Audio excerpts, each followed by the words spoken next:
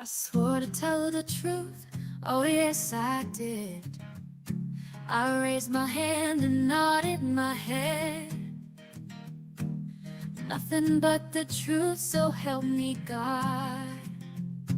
I swore on the Bible, and Dingus gave me the nod. And I spun a tale so wild, no one could believe. Fake scans only Adobe could achieve. Story keeps changing, sonograms rearranging, and judges ain't paying attention to anything. What do you mean it's a felony? It's just a little minor perjury. When your twins disappear, it's not an emergency. It's just a little minor perjury. It's just a little minor perjury. It's just a little minor perjury. Oh, oh, napkin lady is a cog in my wheel. Her notemaid got me a TEDx spiel. Now my lies are repeated everywhere, doing interviews with lead press on head. How did she hear us through all that noise? Why do you ask? Everybody knows it's the bad boys. They're the ones at fault, it's not me. I just committed a little minor perjury. Why didn't you just take me? Instead you made me commit minor perjury. Why are you coming at me? It's only a little minor perjury, and clearly a survivor, and I paid for it on Fiverr. Or couldn't you just take me? Instead you made me commit minor perjury. It's only you coming at me. It's only a little minor perjury. I'm clearly a survivor, and I paid for it on Fiverr. Why couldn't you just date me? Instead you made me commit. Why are you coming at me? It's only a little minor perjury. Oh yeah, I'm not going to jail. There's never gonna be no bail. The system ignores liars like me. It's only a little minor perjury. It's only a little minor perjury.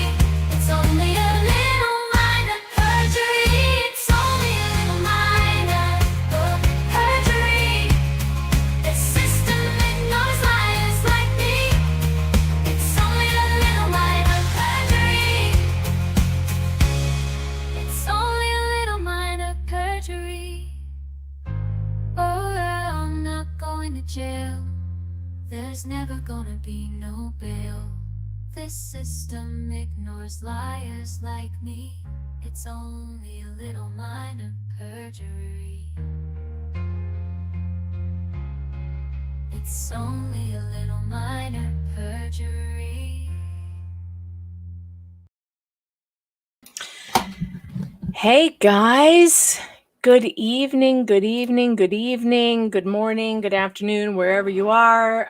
Why do I have a drink and a shot? I don't know. I was hanging with Tug, and then Tennessee got hit by tornadoes and stuff, and he lost power, and so all of our prayers are out with Tug. That's why you have seen the thumbnail with the tornado on it. I'm having a problem with YouTube, by the way. Ginver, can you tell me, you weren't able to watch my video that I just made reading Greg Woodnick's response to motion in limine, were you? Because all of mine are unlisted because they keep demonetizing them, and I keep trying to make them get monetized. Tug's fine. I mean, he's got no power, and I don't think so. They're in the basement though, so they're okay. I don't know. I don't know what's happening, but he lost power, and then I was in the studio with him after he shut the stream down, and then I lost him there. So I decided that I would go live, and hopefully I'll have some news from Tug when he gets power back. I've also checked in on Dave Neil, but I haven't heard from him either, and he's in Tennessee, I think near Nashville as well. So prayers for everybody, please. We've got Dave Neil with a new baby and tornadoes ripping through Tennessee. So yeah, prayers for Tug, prayers for Dave Neil, prayers for everybody in Tennessee, because spring in the Midwest, man, it sucks. It sucks. And yeah, I can't. So I've had some personal stuff going on, and I don't want to talk about it. It's just causing me a whole lot of stress. And I have anxiety over the roof. Yeah, so I haven't had time to go live. I've had to take care of a lot of personal stuff, and I haven't been able to concentrate, and I've been trying to make videos to put out to you guys to give you the new news. So I did manage to get one out, which was about the October sonogram, but I've made one reading Greg's new motion, which is absolutely freaking amazing. And YouTube keeps demonetizing it. And it demonetized my October sonogram one too. So I had an idea. I was like, you know what?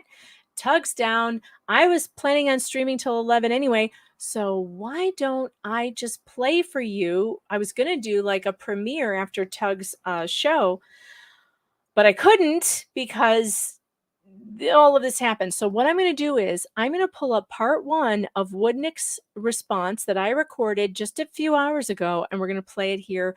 We're going to watch it together. I'll be with you in the chat, and then when part 1 is over, I'll come back. And when I come back in 30 minutes, because it's only a 30-minute recording, we are going to talk about the breaking news that just happened just now.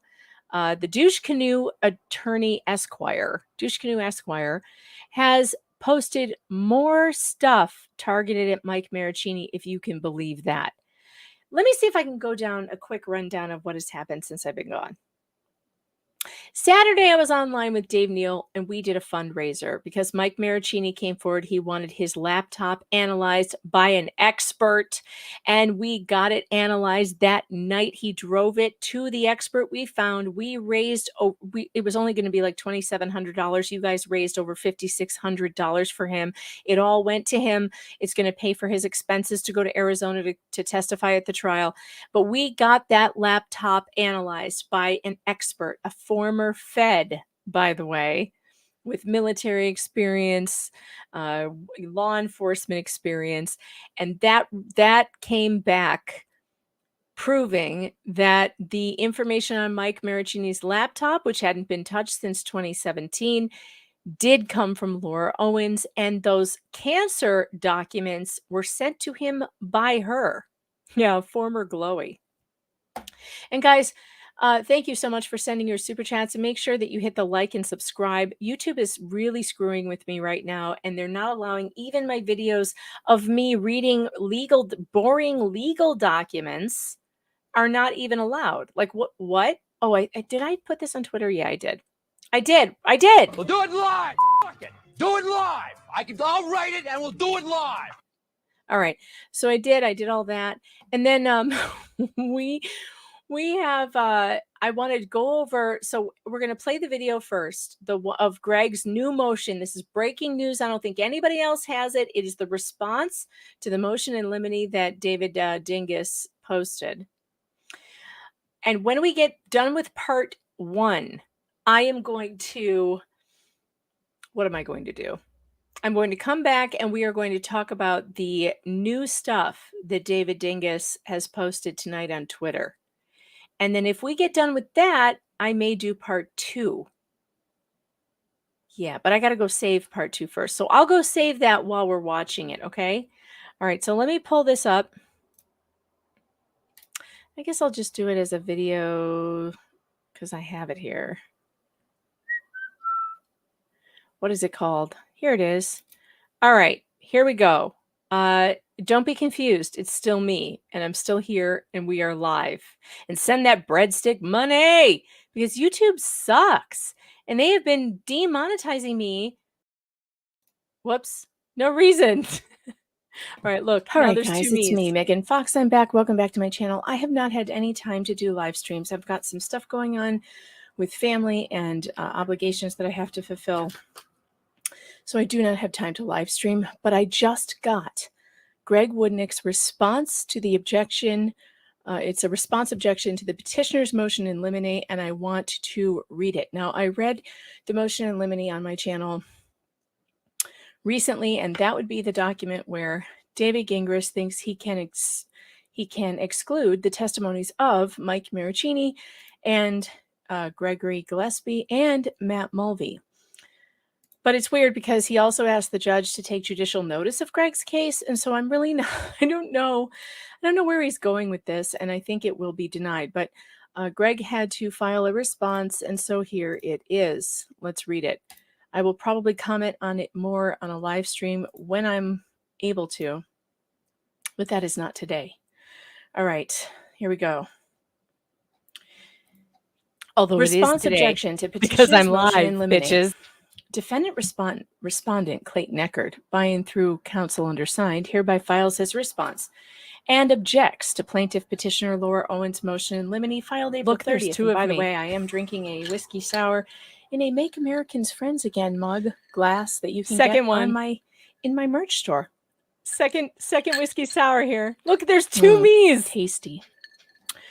Laura has Tasty. already filed the following upon information and belief to hinder or otherwise prevent a fair, equitable, and transparent resolution on the merits of this case.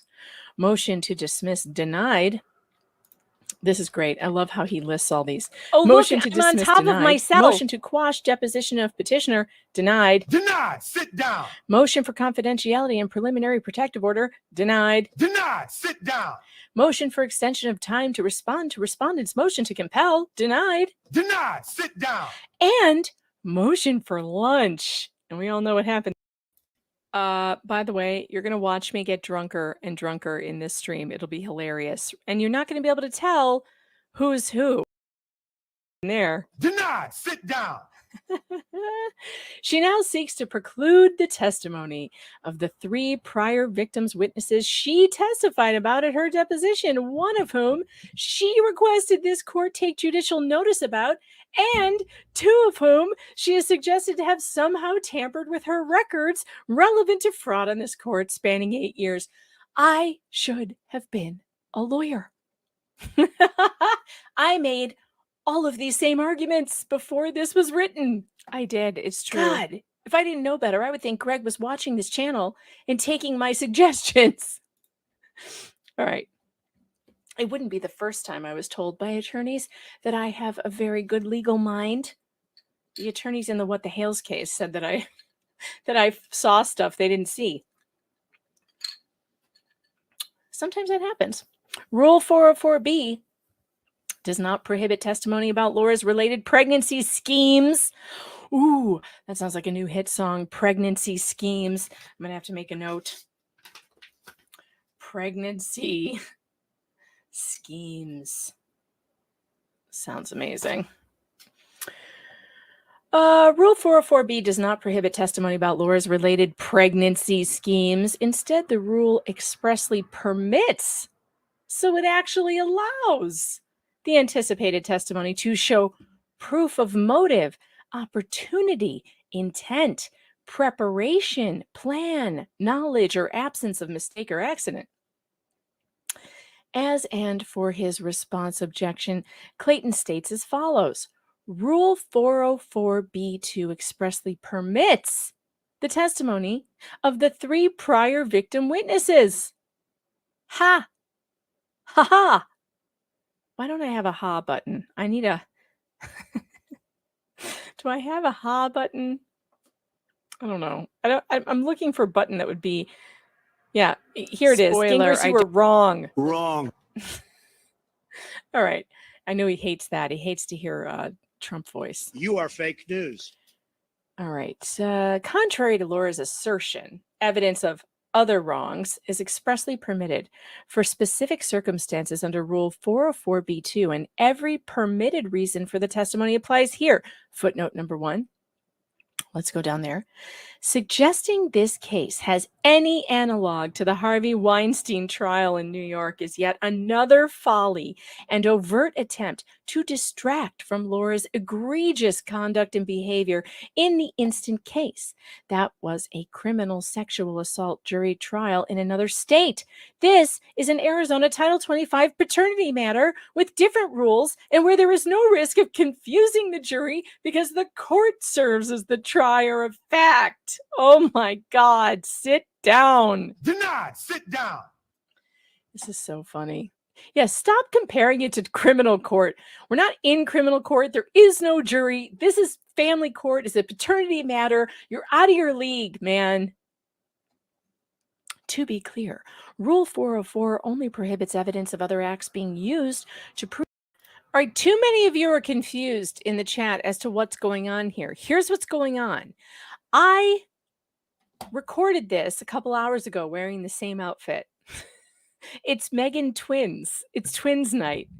Double your pleasure, double your fun. Double mint gum. Remember?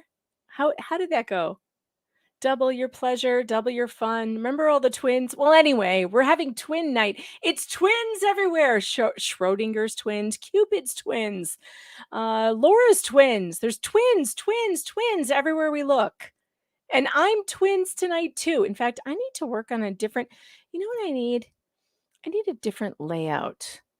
Let's edit this layout, shall we? Oh, there. That's a better layout. Hold on. Wait, I'm going to double up. Double the pleasure, double the fun. It's coming. Hold on. Wait, phrasing.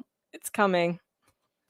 Phrasing? All right. So the reason why I'm playing this video that I recorded hours ago is because, let's see, save, update. Oh, look, now I'm right on top of myself. Perfect. This is perfect, although it needs to fill the entire screen. How come I can't get it to fill the whole screen? Let me try again. Oh, here we go. No, that's as big as it gets. That's as big as it gets. That's what she said. All right, anyway. Update layout. All right, that's as big as it gets. I don't know why. I don't know why. Anyway, I recorded this and then I tried to upload it to YouTube to play after Tug's stream, but YouTube kept demonetizing it. And I don't know why, because it's just me reading Greg's, motion response to the motion in limine or whatever. So I have decided to just play it on a live stream so that it can be monetized. And oh, look at all this monetization. Look at it coming in. Look at this. Look at this. That's what she said. Louise Chopyak said, I tagged you in a meme on X. I figured it out. Is this the first time you figured out how to tag someone on X? I'm so proud of you. Louise, I'm so proud of you. I couldn't be prouder. Let me see. I'm checking it right now. What did you tag me in? Did you make the meme yourself? That's the only way I could be prouder of you, if you made it yourself. Why don't I see a meme, Louise? I'm less proud every second. You tagged me. How? How did you tag me? Louise, you're going to have to tell me your Twitter name. I don't see it. It's a meme? How long ago? Oh, wait, this might be it. Louise, I found it. All right, hold on. I'm gonna pull it up. Hold on. I'm gonna pull it That's up. what she said. I'm sorry. We've derailed the stream already. I'm sorry. I didn't mean to. Current mood. I'll kick your twat so far up your throat you'll get pregnant giving blowjobs. Oh, I'm sorry. I apologize to my mother for that joke. It wasn't mine. I didn't make it. The character of a person to show action and conformity herewith. Clayton will produce a plethora, I tell you, copious direct evidence. A plethora. Do you know what a plethora is? Do you? Wait, why am I up there? That's where I want to be. No, I don't really want to be. This is better. This is good. How about I sit up here? Should I sit here? This isn't bad. Maybe I could move it though. Like, let's move it. What's better? The right corner, the left corner. We'll do with the left corner. I'm getting distracted. I'm sorry. Pay attention to little me down there in the corner because she's going to read to you Greg's amazing words. But let's get through some of these super chats first. That's what I was doing. Thank you, Louise, for that. That was hilarious. Natasha says, thanks for the 5, says, yay, so glad you hopped on. I was having so much fun laughing along with you and Tug. Hang in there, Megan. We love you. Thank you for that. I appreciate it. Have you ever had a week that just got more expensive faster than you ever thought it could? That's my week. My week has gotten, it's like the most expensive and stressful week in my life so far. And I can't talk about it. I don't want to talk about it. Let's just drink. Let's do that instead. Camilla Farina, thanks for the super sticker. I appreciate you. All right. Sabine, thanks for the super chat. Demonetization Fund, I appreciate you. Thank you so much. And Bully Mom sent a super sticker with the 2. Thank you so much. I appreciate you guys. You have no idea. Breadstick Money! Marina L, thank you for the 5. I appreciate you. Maybe we'll play Breadstick Money at some point tonight. Just Hear Me Out says, thanks for the 5. It feels like a week, even though it was only a day. I was reduced to mocking Dingus on his X feed to quell my withdrawals. Need 24/7 streams, please. And I had every intention of streaming every day this week. And the best intentions get waylaid. That's all I have to say. I had intentions, and then, my anxiety, man. I have anxiety over the roof. Shit happens. The world falls in on you, and you have to do something about it. All I can tell you is that I had to hire a lawyer this week, and that fucking sucks. And no, I'm not getting divorced. I'm not getting divorced. We're very, very happy. Sometimes you got to hire a lawyer. So it got real expensive real fast. Marlene, and it wasn't Dingus. It's totally unrelated. Marlena Mars, thanks for the super chat, says, Bread, we love you. Megan, well, I love you too. Thank you. Lauren Nighty. Oh, Lauren, you became a member. Oh, Lauren, welcome to the Fox Den. It's weird in here. I hope you survive. Don't rage quit on me. I know. I believe in you, though. I believe in you. Lauren Nighty, by the way, you guys need to go to her channel and subscribe. Lauren is awesome. She has been, vocal about this case, and a lot of YouTubers are just really scared to talk about it. And Lauren has been fearless. I'm going to have Lauren on this channel soon. Lauren and I are going to have, we're going to have a heart to heart. We're going to chat. And I have a feeling that Lauren might be joining #MyHomos. Flux, Sarah, get ready. You're about to have a new member to #MyHomos. Lauren, do you know about that? I'm not inducting you into a group that you might know. I know you have, you have a female wife. So, you could be part of #MyHomos if you want. We're all about that here. We have a lot of homos in the crew. It's all right. You get to give consent, though. We don't put you in it if you don't want to be there. All right. The Romer 69, thanks for the 2, says Rum and Dr. Pepper here. Well, thanks for that. I appreciate that. McCrae says, thanks for the super chat, by the way, McCrae. Thanks for the 10 breadstick money for the intrepid reporter. Tug's weather is headed my way soon. Prayers for you. Like, for real. For everyone in Tennessee and for everyone in the path of this thing. Will watch as long as I can. Love Double Megs. Charge your phone right now. Mom advice. Plug in right now so that you have battery and you can continue to listen even if a tornado is ripping through, because you'll have battery. Well, you might lose your data, but LA, thanks for the super chat, says, here's a fun Dave memory. 03 Bandcamp 2, cheer up. The word of the day was masticate, to chew. Mr. R asked for it in a sentence. Cue band President Dave. I masticate with my mom at the dinner table. Did he really say that? Hold on. I have to take a screenshot. Oh my God. I'm sending this to him right now. Oh my God, LA. If those of you who don't know, LA went to high school with Dave Neil. Did he really say that? That sounds like something he would say. So literally, he's been a comedian forever. I'm not kidding when I tell you we were separated at birth. That me and Dave Neil. Like, it's no joke. I love him so much. Oh my God. So funny. Tammy Fayette, thanks for the 2. Megan, check your Venmo. Oh, well, I always do, but I usually don't do it till the end of the show. I've heard from Tug. He's okay. He says, yeah, I'm okay, but there's a GD leak in my basement. They didn't get it fixed. Oh, no. Stop it. Are you shop vacuuming it?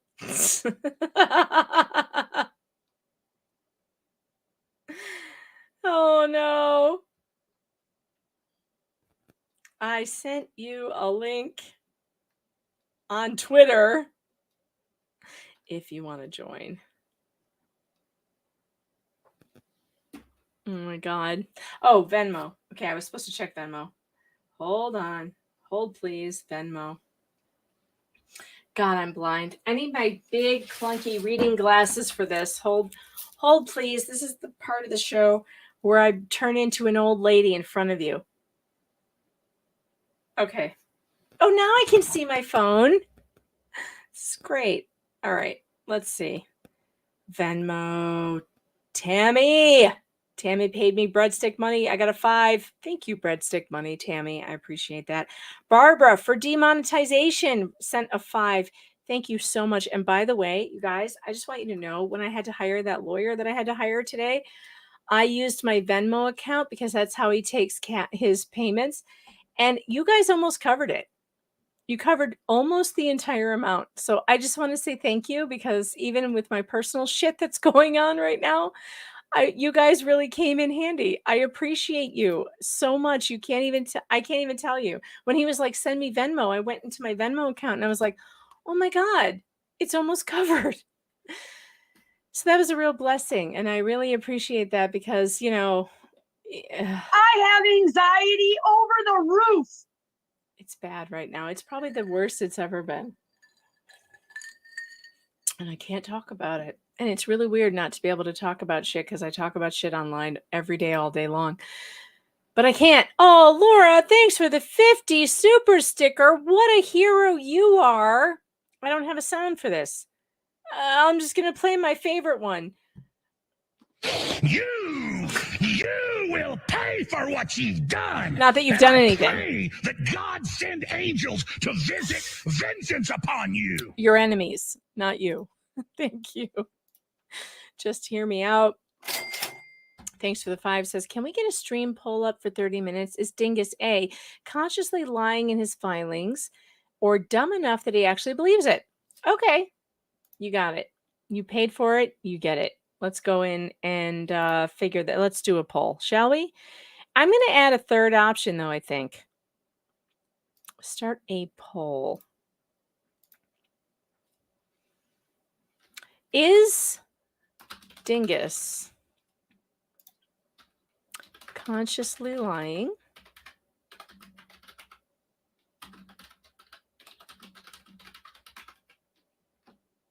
I spelled consciously wrong. Consciously. Dumb enough that he believes it. Add option. Doing it for the breadstick money. There it is. Get it. Get it. Get it. Get it. All right. I've had a lot of whiskey, so we're going to get back to, I'm trying to get through the super chats, but you guys have sent so many where we only have 9 left. Then we're going to get back to the reading. Here we go.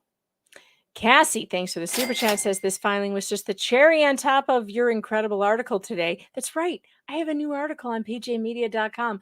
Love that you outlined how JD trapped herself in her own lies. That's right. If you go in the description of this video, you will find the link to my article. I have a hair stuck to my lipstick. Don't you hate that? Okay, it's gone now. And you can go read that article at pjmedia.com. And I will put the link in the chat at some point. I can't do it right now. I just can't. I can't. I will do it soon. All right. It is in the description, though. I promise you. Debbie Oliver became a YouTube member. Yay! Wait. It's weird here, and we hope that you stay with us. Unhung Hero. Hey, buddy. Thanks for the 2. So can we get back to the motion? We can, but I have to get through the super chats. Rachel, thanks for the super chat, says, I will get on the PC tomorrow and join Foxden. Thank you for making me giggle every stream. Sending love from the UK. New name for G, Gangrene. Yes, we have called him that before. Why is my camera like auto-focusing? It's weird. Jenny Lee 143. I love Tipsy Megan. Well, you're going to get a lot of her tonight because, well, it's been a week.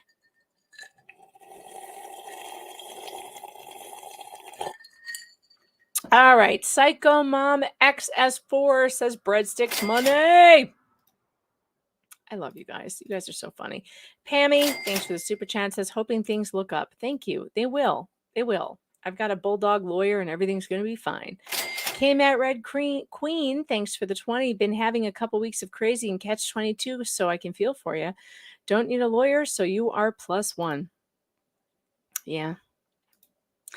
It's never a good day when you need a lawyer, but it's always a good day when you have one, right?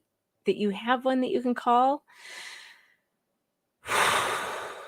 Deep breaths, Megan, deep breaths. Debbie Oliver, thanks for the super chat or super sticker. Appreciate you. And Tracy Fagan, thanks for the 20. I want the chainsaw, please. Well, you got it. You got it. Here it comes. Get the fucking chainsaws ready! All right, we're getting back to the motion. Here we go. Of Laura's actions, statements, etc., and does not need to fill some factual void with propensity evidence. I love it. Talk dirty to me, Greg. The testimony of the witnesses Laura seeks to exclude will show motive, opportunity, intent, preparation, plan, knowledge, and absence of mistake.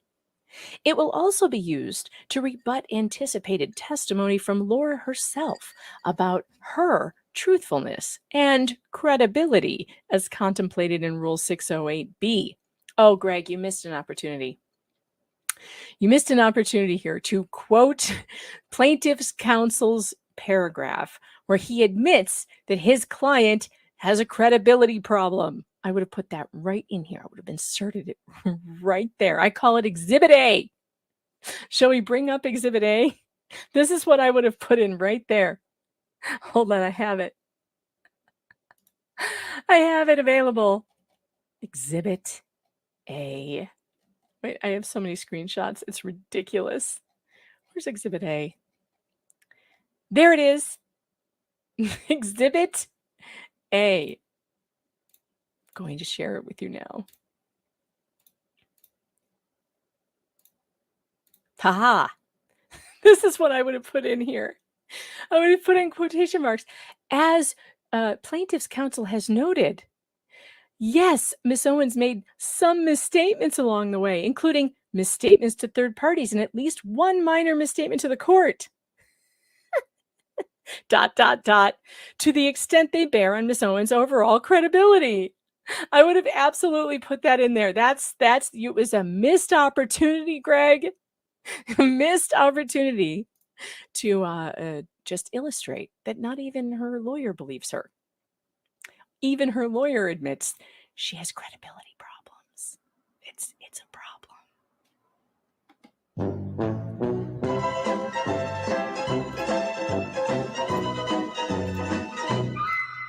All right, let's get back to it.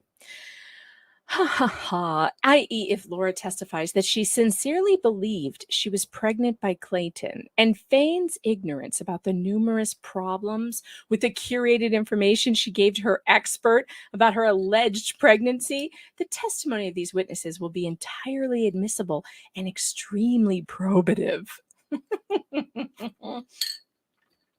You don't say.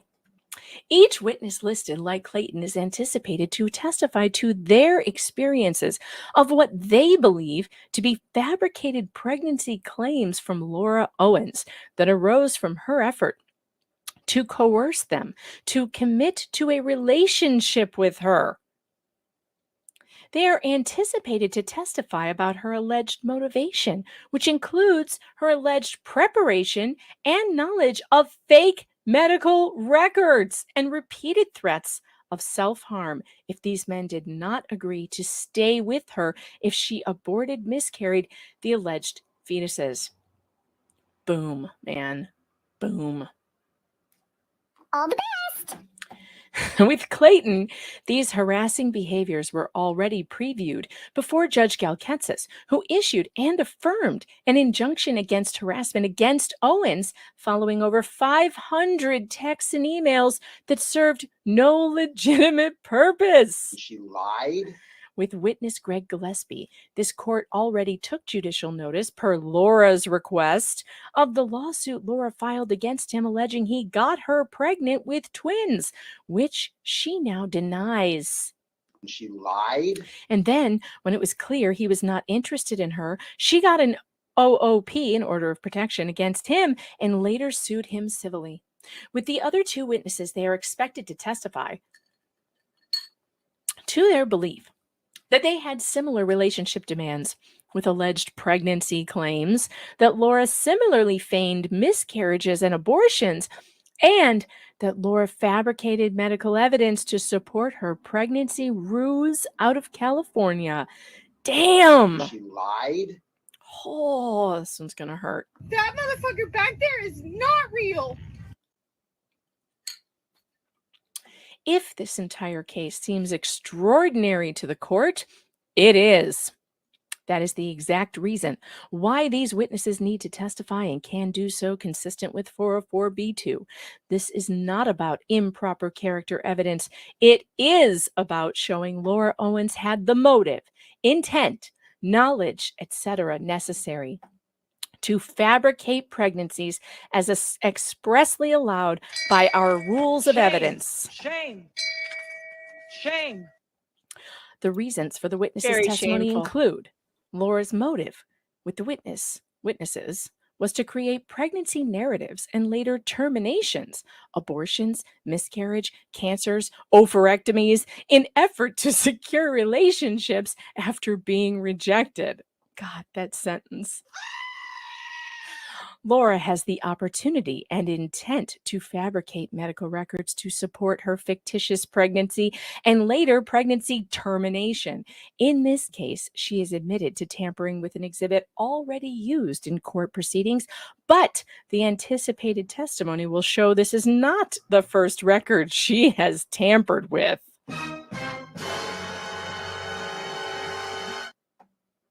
Laura prepares and plans to effectuate her pregnancy narrative, including notifying her victims days after a sexual encounter, footnote number 2. Even here, where Clayton maintains there was not intercourse. Oh my goodness. This is called a pattern and practice, folks. Pattern and practice. To plant the seed that she may be pregnant by allegedly creating medical records and photos to support her story with the plan. It just occurred to me that I could have live streams where my only guests are myself. It's a narcissist dream. Oh my God.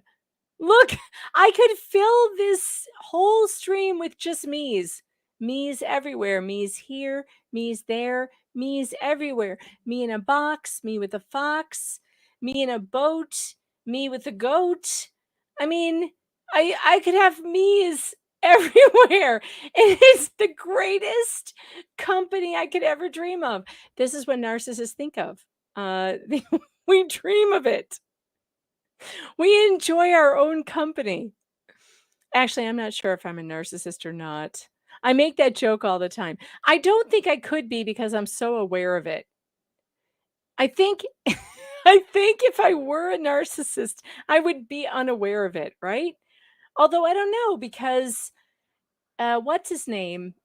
H.G. Tudor, he's a narcissist who's super aware, right? Like maybe we can be aware. I'm not sure. I like to say that I would go to the Narcissist Anonymous meeting, but I wouldn't make it because I would forget. Legal Vices says she sounds like Jar Jar Binks. Who? Me? I do? Jeff, why are you awake? Are you at work? Do you want to come in here? Do you want to be on a stream with 2 Megans at once? Do you want to have a threesome? Like, this is your chance. This is your chance right now. and in preparation, also including pirating sonograms and correspondence from providers and reusing the twins' allegory, which appears to have originated with witness Maricini. Laura has knowledge that she was and is not pregnant, as her fabrication of records would not be necessary if she had actual medical documentation. She only provides positive HCG tests. Footnote number 3. Let's go down there.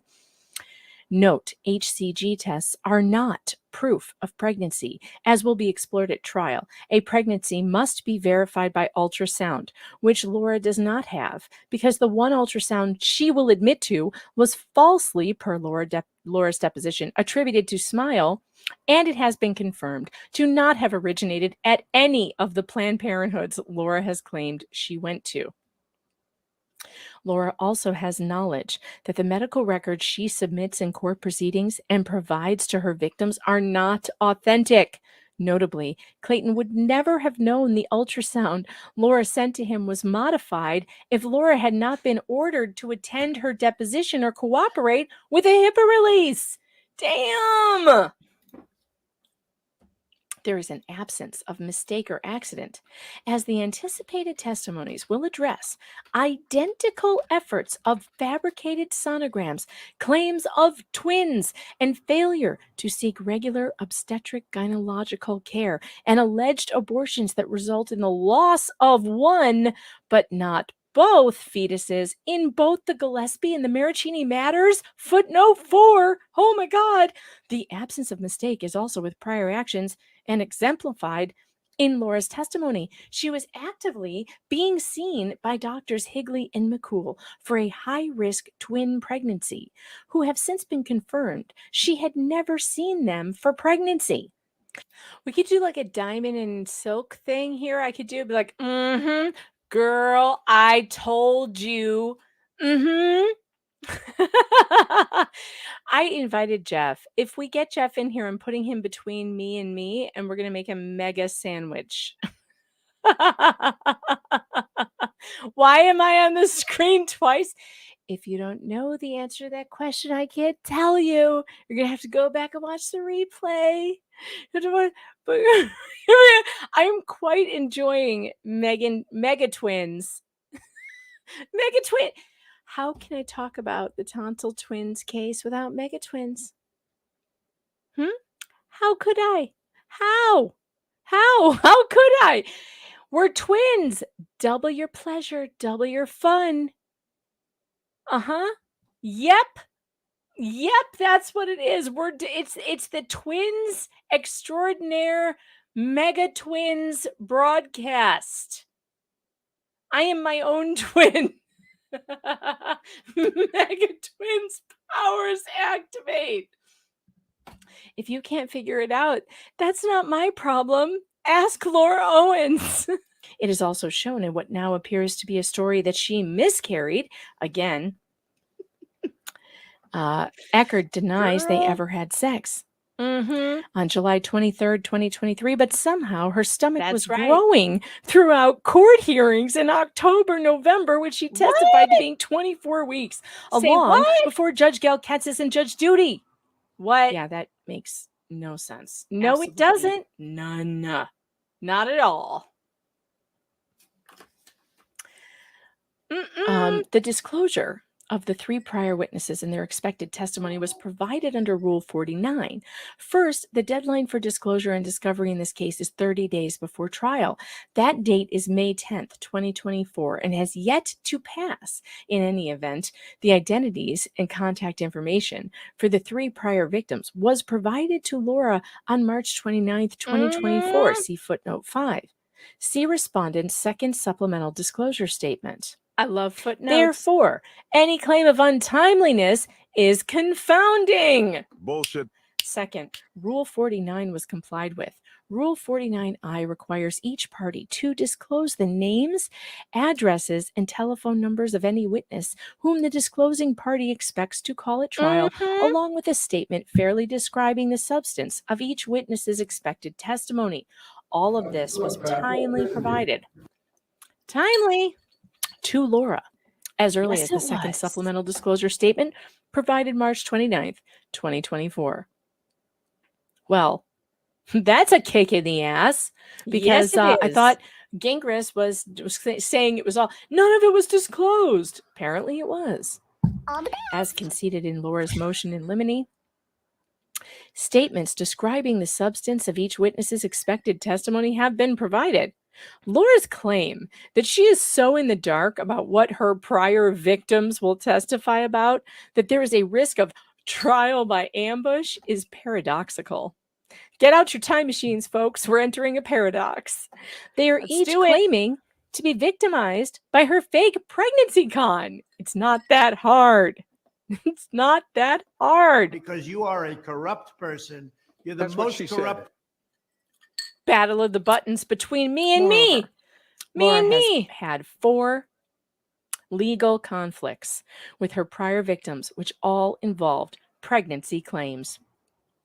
She has had approximately 13 attorneys involved in her cases in Arizona and an unknown number from California.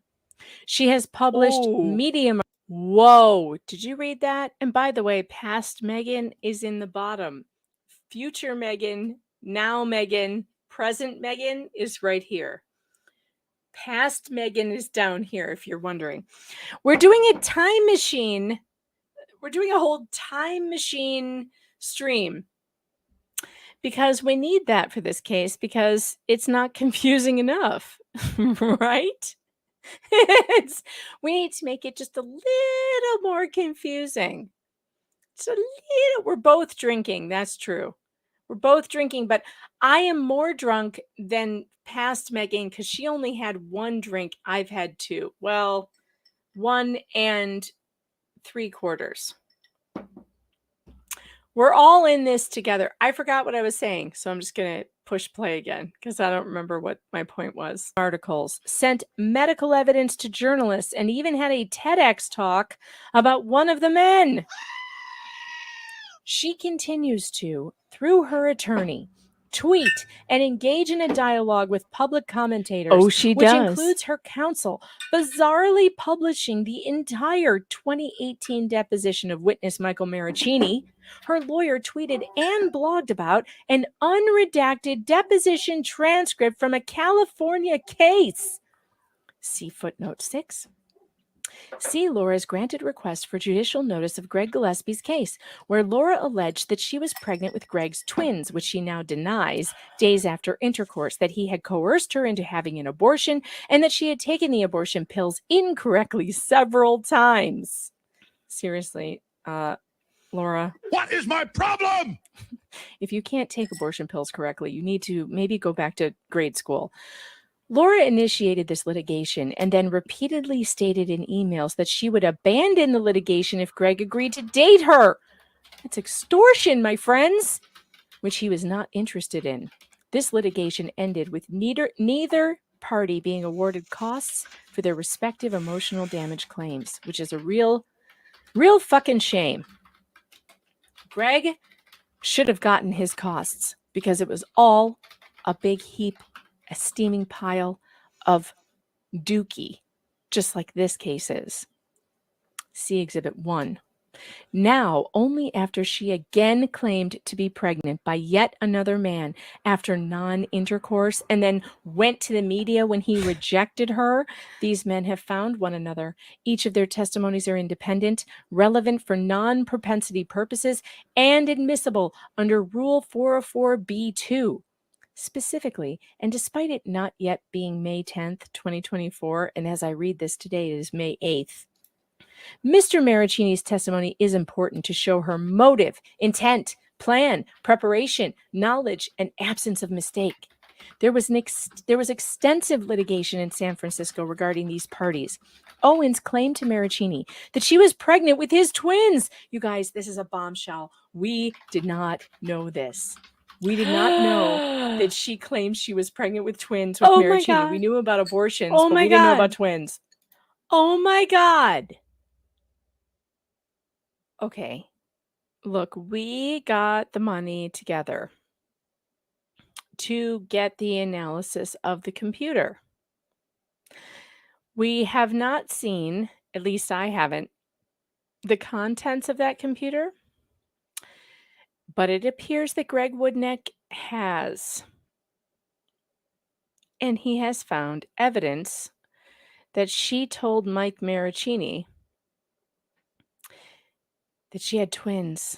She was pregnant with twins. This is a huge bombshell. This is breaking news, everyone. This is breaking news. There is breaking news in the Owens v. Eckert case. It appears that Laura Owens, while dating Mike Maricini, accused him of impregnating her with twins. That is correct, with twins. And she has accused Greg Gillespie of impregnating her with twins. And Clayton Eckert of impregnating her with twins. What are the chances of this, people? Could someone please calculate the math? Is the math mathing? Is the math mathing on this? How many times can someone with PCOS and possible missing ovary be impregnated with twins? It's just twins. Twins. This is breaking news. Oh my God. What is happening? What is happening? I'm sorry. I'm having the same reaction I did when I heard it the first time. What? Twins. Which is why we are doing the all twins stream all the time. As you can see, Megan Fox is twins. If you were not aware, I am a twin. I have a twin. She's right below me. That's my twin. It's the twin stream. Welcome. Welcome to the twin stream. We are drinking whiskey sours when we can, shots when we can't. I need to go make myself another drink, or maybe I don't. Maybe I should take some Advil and drink some water. You know what? I'm going to text Spawn and ask her to bring me some water. Damn it. Or I'll never make it through the stream. But I had to stop so that you understand we just learned for the first time ever, for the first time, that Mike Maricini was accused of impregnating Laura Owens with twins. Holy crap. Don't worry about me, guys. I'm 48 years old. I know how to hydrate. I'll be okay. Oh boy, it's getting hot in here. I have anxiety over the roof. That she miscarried, that she needed to take abortion pills, have a DNC because she had a severe allergic reaction to the abortion drug, and that only one of the fetuses was terminated. Oh my God, no. This is what was found on the laptop? You gotta be kidding me. You got to be kidding me.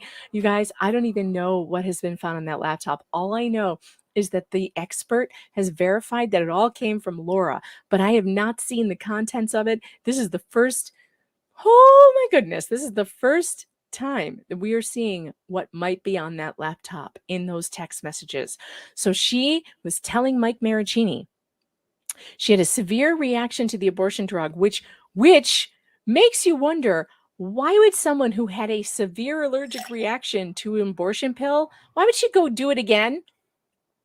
It's all a bunch of bullshit. This woman does nothing but lie. She lied? God, we're doing it live. We're doing it live. We'll do it live. Fuck it. Do it live. I'll write it and we'll do it live. The things we are learning. And I realize that I'm not live, but I'm live to me. I'm live. Not to you. Make sure you hit that You're like live. and subscribe. I'm having a difficult week. We're and all I could live. use your support. And I have no time to actually do lives. Everything is at 6s and 7s right now. And I don't really want to talk about it. And, but I'm under a lot of stress and anxiety. I have anxiety over the roof. Aw, twin me almost made me tear up. Damn it. Stop it, twin me. We're having a rough week right now, me and my twin. We're going through some shit. And if you've ever been through some shit, you can relate. but like we're going through some shit right now. And it's funny and great that I got to go live tonight. I didn't think I was going to, but because Tug hopefully he's okay, but tornadoes came through and he lost his power. I just decided, all right, I'll just go live. Past me is making me a little misty, and I could use your support. So please hang in there with me. The lives will return at some point tonight. All right, Right now. Laura also Literally allegedly told him she an had hour ovarian later. cancer and that she had to have an ovary removed. Fabricated medical records to support this claimed that she might have cervical cancer and that she might have Asherman syndrome and Crohn's disease. Laura, after seemingly realizing that Maricini provided relevant information in the instant litigation, has since claimed that the medical records Maricini provided, disclosed to Laura, were fabricated. Ostensibly, Maricini was distressed by Laura via counsel posting the 2018 deposition and blogging about him being a liar and 100% false, which led him to surrender his laptop to a San Francisco-based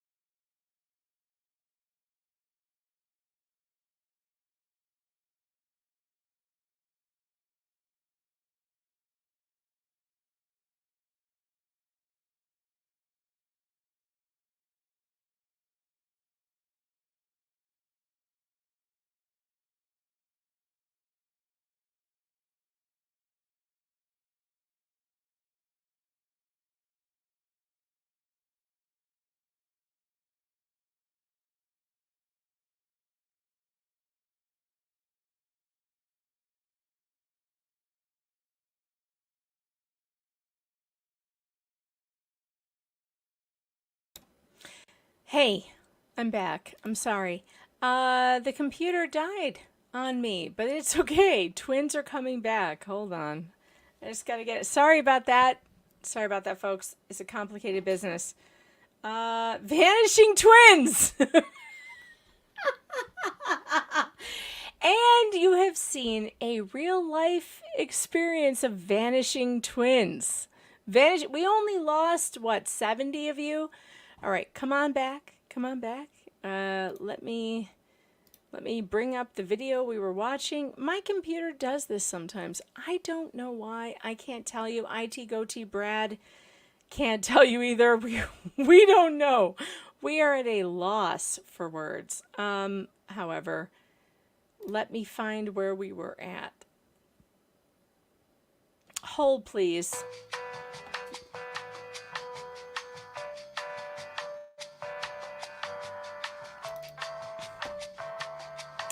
Now I have to find where we were, though. Okay, we have to find where we were. All right, guys, it's me, Megan Fox. That's we're all at we're at the beginning now. Damn it. Where were we? Laura has had 4 legal conflicts with her prior victims, which all involved we were past pregnancy. that, right? Yeah. See Exhibit 1. Now, only after she again claimed to be pregnant by yet another man after non-intercourse, and then we're might be past on that that laptop in those text messages. So she was telling Mike Maricini she had a severe reaction to the abortion drug, which okay, we're beyond that. Laura also allegedly told him she had ovarian cancer and that she had to have an ovary removed. Were we here? Fabricated medical records to support this claimed that she might have cervical cancer and that she might have Asherman syndrome and Crohn's disease. Laura, after seemingly realizing that Maricini provided relevant information. Okay, Please tell me, did you hear this already or not hear this? I think we're at the right place. Yeah. Okay, here we go. In the instant litigation, has since claimed that the medical records Maricini provided, disclosed to Laura, were fabricated.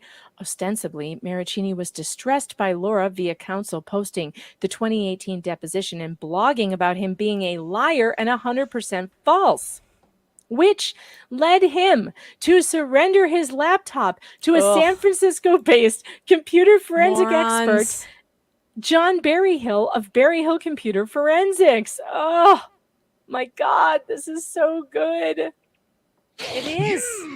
You will pay for what you've done. My I favorite. pray that God send angels to visit vengeance upon you. Oh, Laura. Actually, I should say, oh, Dingus. Tell him. Dingus, you dumbass. You douche canoe. We had you pegged from the beginning, you tramp stamp of a lawyer. You caused this. I'm funny.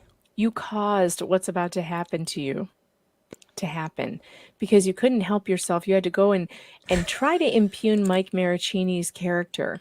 And he was like, fuck you. I've got the laptop and I'm going to turn it over. And the whole community was like, sure, we'll give you $5,000 to do it. If you are behind, Dave and I held a fundraiser and we raised $5,600 last Saturday for Mike to get this done. And we decided that we would send him. We knew you guys would give the money. So we told him to just go and drop it off and we would front it if we had to. We would pay the guy if we had to. We did. But we knew that you would come up with it. And so while we were having, and I just want to say to this community, thank you. But Dave and I also, we were like, I'm like, Dave, I got $600 I could pay this dude. And Dave was like, I'll pay it. I'll pay the whole thing. Amazing, by the way. Love Dave. When this idea hit us, we were like, we're doing it. We don't care what happens, whether we raise it or not. We're paying for it. Like, Mike, bring your laptop. Just do it. And then the community raised $5,600. So not only did you pay for the forensic evaluation, but you paid for Mike Maricini to get himself to Arizona to testify. Shit. You guys are amazing. Do you know how great you are? But I know that you care about justice. So, yeah. The fundraiser, what we didn't tell you is that Mike was already on his way to drop it off, and it was done over the weekend. Mr. Berryhill analyzed thousands of pages of text messages and medical records communicated between Laura and Mr. Maricini and determined all text messages and medical records from Laura's phone number came from Laura. Whoo, boy. I mean, What are you? An idiot sandwich. Pretty much. Why would you say that those things were fake and you never saw them when it is clearly demonstrable that you sent them? Man, has she dug herself a hole. Meaning Laura appears to be continuing to commit perjury. That's just minor perjury. By filing affidavits that disclaim texts and medical records that she sent. It is no wonder she does not want Maricini addressing her intent, motive, not. Did someone say minor perjury? Did someone say minor perjury? I don't know. I feel like I heard minor perjury, and I feel like I need to hear it. I don't know. What do you think? I think I need to hear it. Oh, yes, I did. I raised my hand and nodded my head. Nothing but the truth, so help me God. I swore on the Bible, and Dingus gave me the nod. And I spun a tale so wild, no one could believe. Fake scans only Adobe could achieve. Story keeps changing, sonograms rearranging, and judges ain't paying attention to anything. What do you mean it's a felony? It's just a little minor perjury. When your twins disappear, it's not an emergency. It's just a little minor perjury. It's just a little minor perjury. It's just a little minor perjury. Oh, oh, napkin lady is a cog in my wheel. Her notemaid got me a TEDx spiel. Now my lies are repeated everywhere, doing interviews with lead press on hair. How did she hear us through all that noise? Why do you ask? Everybody knows it's the bad boys. They're the ones at fault.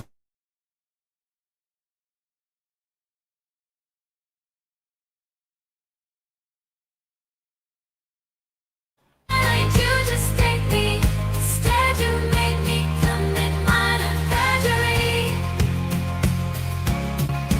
Why you coming at me?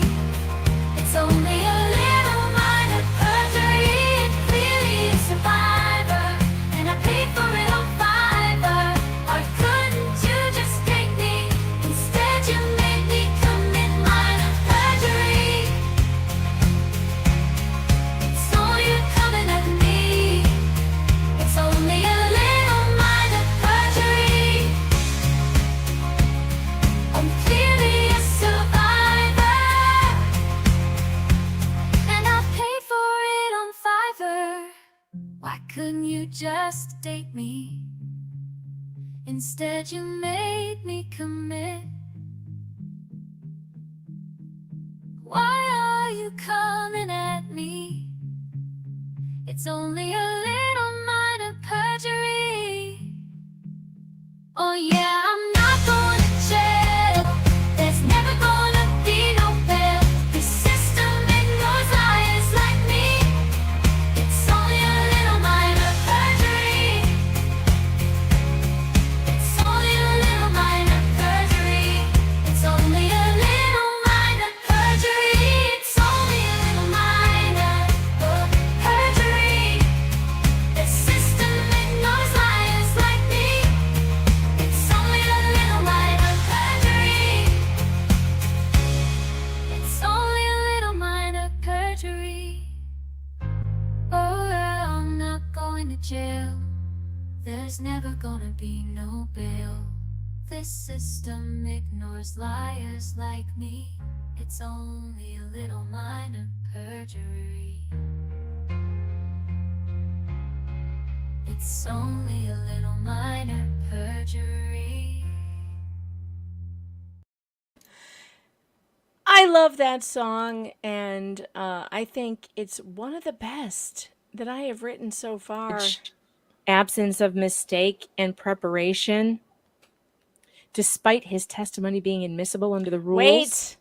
Wait past Megan. Let's back up just a little bit to here. Okay, there we go. Disclaim texts and medical records that she sent.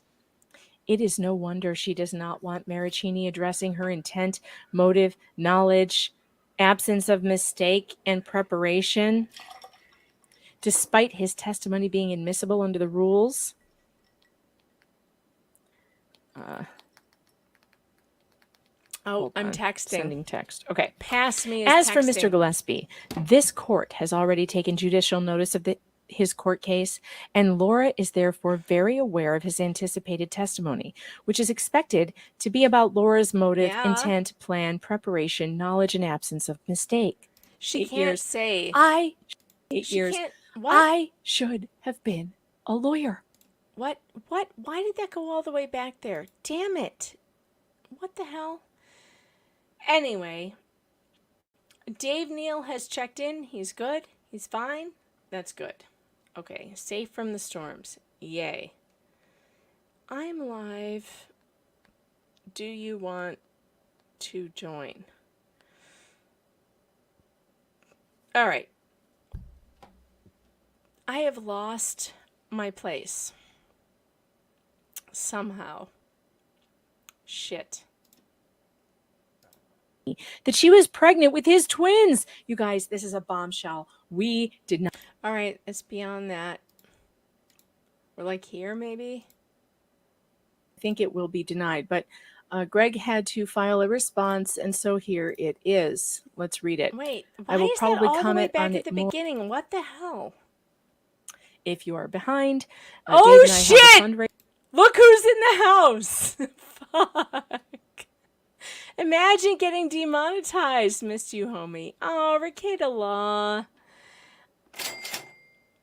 Nicholas, do you watch my streams? It's so weird that you're here. I love you. I miss you too, always. Oh, the Pope is in the house. Nick, we're doing a twin stream. Do you want to do a threesome with twins? Because there's twins here. It's twins night. Oh my God, the Pope. Rackets, I love you. So does everyone in the chat. And I hope you're well. That's what I hope. Okay. Let's move. What are we doing? I'm trying to find where I was. $5,600 last Saturday for Mike to get this done. And we had decided that we would send him. We knew you guys would give the money. So we told him to just go and drop it off. And okay, we're beyond this. Not that far, though. Why would you say that those things were fake and you never saw them when it is clearly demonstrable that you sent them? Man, has she dug herself a hole. Just stop sending super chats. Ricada Law says, isn't a twin stream with Megan actually quadruplets? I don't know what that means. Wait, I haven't got the joke yet. Let me sit here until I do. Oh, now I got it. I got it. That didn't take me that long. Quadruplets. Twins. Perfect. Perfect. You know what? Let's hit some super chats. We haven't done that in a while. Oh my God, there's so many. What the hell? King Bob says, send the 5 because you're amazing. Thank you. I'm having trouble speaking. Damn it. Wait, maybe I should have another shot. Shit. No, I shouldn't. I shouldn't. Julio, I love you. Megan might be a glowy, guys. $50. Thank you so much, Julie. Oh my God. You're the best. Julie, I love you. Did I tell you recently that I love you? If I haven't, I do. Cindy Brown, thanks for the 5. Can something happen to Judge Duty due to ex parte communication? Breadstick money and hugs.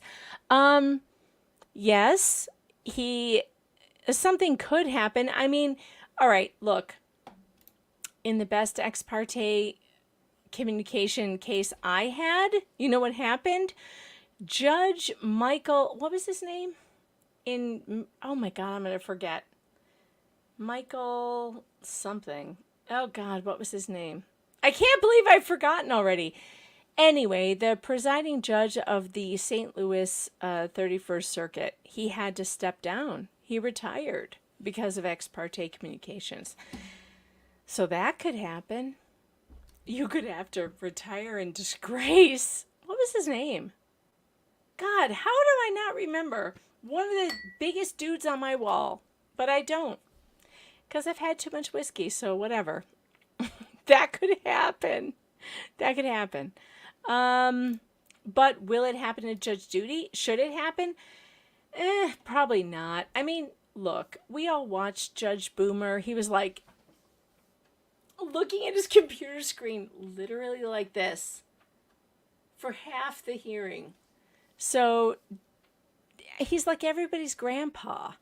He just needs like his judicial assistant to be like, sir, here's what's up. And maybe they should do more training, but I don't know. He didn't have all the information, so maybe we can give him a pass. Michael Burton. That was his name. Judge Michael Burton. I knew I would remember it. He had to resign in disgrace for ex parte communications. And he should. Because he sucked, okay? Like he sucked. Can something... Oh, we did that one. Okay. Tammy Fayette. Welcome to the Fox Den. It's weird in here. Thanks for being here, by the way. JD, thanks for the super chat for the 10. I've been missing your lives, but it's your fault for getting my blood boiling on Karen Reed's case. Oh my God, that trial. Shut up. It's crazy. I haven't been able to really pay much attention, but I'm like catching up with Jeff and when I can. Hope everything works out for you. I like your style of reporting and calling out BS. Thank you. I like my style of reporting too. Again, Narcissist Anonymous. I like me too. The Lonely Kakapo, thanks for the New Zealand 10, says breadstick money. We're going to play that. We're going to do it. We're going to do it because you guys keep saying it. I'm going to do it. I hit the wrong button. I so appreciate your hard work in reporting, says Kate 1467. Thanks for the 5. I appreciate you too. SF, thanks for the 2, says Whiskey Sour Funds. Love ya. Oh, I love the Whiskey Sour. I poured my last shot into the remaining dregs of my Whiskey Sour. I really want to make another one, but I don't have the stuff to make it. I wish I did. Damn it. Lori Spargo, thanks for the... Although whiskey by itself is still good. I mean, I'm not going to lie. It's still... I've got a decanter here with some more whiskey in the bottle. This is my husband's grandfather's decanter. Isn't it beautiful? My God, it's gorgeous. World War II generation, they knew what they were doing, by the way. Lori Spargo, thanks for the super, says, greetings from Albany. Well, that's not too far from me. And holy shit, do I have problems with Albany this week. But that's all I'm going to say about that. All right. Tracy Fagan, thanks for the super chat. Whiskey Wednesday with Megan Fox. Maybe we should make that a thing. Is it Wednesday? I don't even know. It's been such a week. I don't even know. Damn, I'm whispering. I'm ASMR Megan Fox now. Yes, I am. All right, who's the next one? Angev? I can never read your name. How am I supposed to pronounce this? Honestly, I ask you. Angev. Thanks for the 5. Get it, girl? Love the box. The box plot? It's epic. What's a box plot? Give them breadsticks, breadcrumbs, and hopefully they'll figure it out. Let them eat breadsticks, I tell you. Let them eat breadsticks. I'm assuming that was a typo, but I love you too. JGB became a new YouTube member. Welcome to the Fox Den. It's weird here. I hope you make it. All right. Who else do we have here? Minnie T. Thanks for the super. At the end of your stream, you'd be your own disappearing twin. Vanishing twins. It's the twin stream. It has to be done. It's the twin stream. King Bob, thanks for the 5, says, how do you not know how to take a pill? You just put it in your mouth and swallow. We know she knows how to do that. She did tell the court that she swallowed twice. That's true. That's true. Although the mifepristone, apparently from what I read, you have to like put it in the inside of your mouth. I don't know. This could be traumatic for people, so I'm not going to go over it, but there are instructions. King Bob. Oh, wait. I already got that. Dang it. King Bob. Techfall 15. Thanks for the 10. This case is a rare representation of when narcissism and stupidity mix. Narcissists aren't normally this stupid, but this one is, and it's hilarious.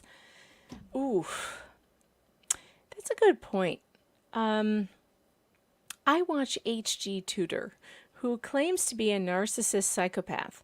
I find his channel to be extremely interesting, and I have told you people, you should email him to have him do his analysis on Jane Doe, on Laura Owens. In fact, I think I might have it on a ticker. Hold on, let me see. Because HG Tutor says he recognizes people like him. Here he is. This is his email address. If you think that he should analyze Laura Owens, you could email him at narcissist1909@gmail.com. I love his channel. I think he's very interesting. And I would love to hear him analyze Laura Owens, and I'd be willing to give him whatever information he might need. Whatever information. It would be great. Oh my God, I would love that so much. I don't know if you watch his channel, but HG Tutor is awesome. He does a lot of Meghan Markle coverage, which I find interesting. Maybe you do, maybe you don't, but he's interesting.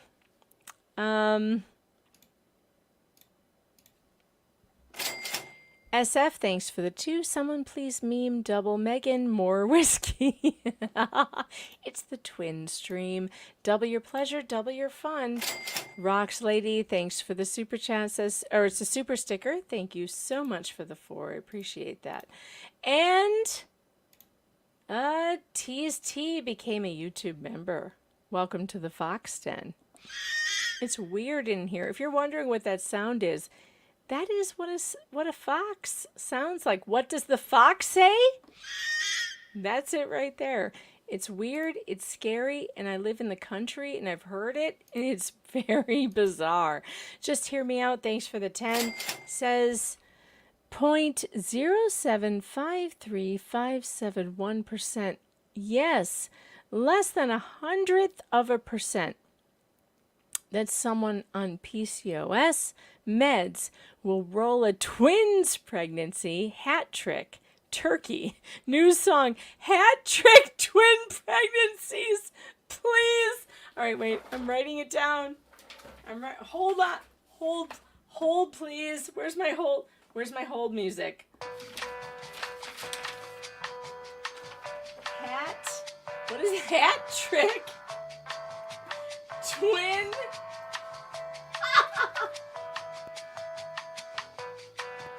Oh my God! Hat trick twin pregnancies for the win! Oh my God, that's so funny. Hat trick twin pregnancies has all the makings of a hit show.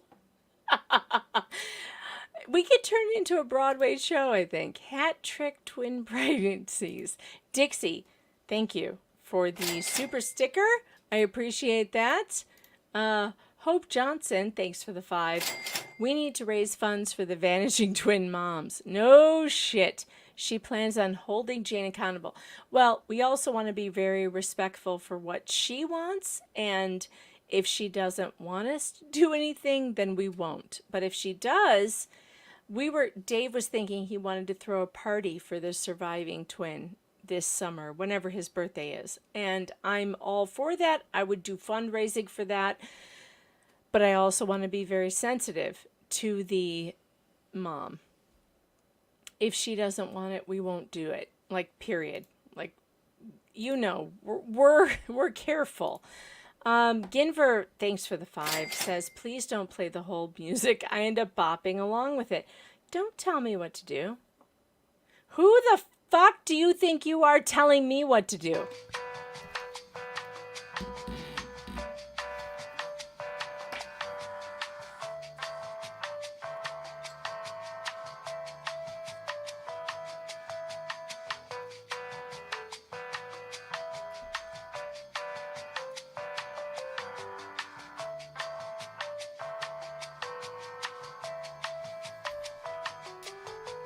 Oppositional defiance disorder on display. Fuck off, man. Don't tell me what to do.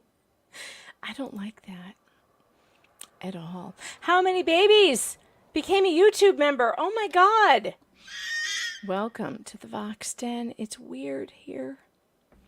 I hope you survive it. Don't rage quit on me. Dumb Fun Gold, thanks for the 20. Gingrich should be shaking in his overpriced chair. Do you think he has one of those like massage chairs? Do you think he went Do you think he went to like oh my god, what's the name of that store with the massage chairs? What's the name of that store? Someone help me. Wait, I'm not looking at the chats. What's the store where they sell the chairs? Do you think he has one of those? Like he paid like the $5,000 for the massage chair at what's the store? Sharper Image. Thank you. Thank you, Squid Pro Quo. You saved me. Sharper Image. Yes, that's the store. Gingrich should be shaking in his overpriced chair that he got at Sharper Image. When Case is lost, she will come after him. Oh, she will. Absolutely will. There's no chance she won't. After all, she is the fake horse. Unfortunately, Black Widow has been taken. Can you believe this guy at one point thought that he could sue me? Ricada Law, imagine getting demonetized. Miss you, homie. I miss you too. Call me. You know, you could pick up the phone. You know, you could like call. And again, Ricada Law, isn't a twin stream with Megan actually quadruplets? I can't believe it took me so long to catch on to that joke, but I finally got it. Hope Johnson says, we need a fundraiser for Vanishing Twin Mom. We do. We do. We definitely need that. And Dave and I are working on it. VDC, thanks for the 50s. Sorry for the tough week. You, Dave and Tug, etc. are all doing amazing work. Justice for the victims. Keep it up. Oh, and all the best. All the best. I got it. All the best. Yeah. I love it. Thank you so much. I appreciate you. Lauren Nighty, thanks for the 5. Money for more alcohol so we can do shots live. Will you do shots with me? Oh my God. Oh my God. Lauren, we're in.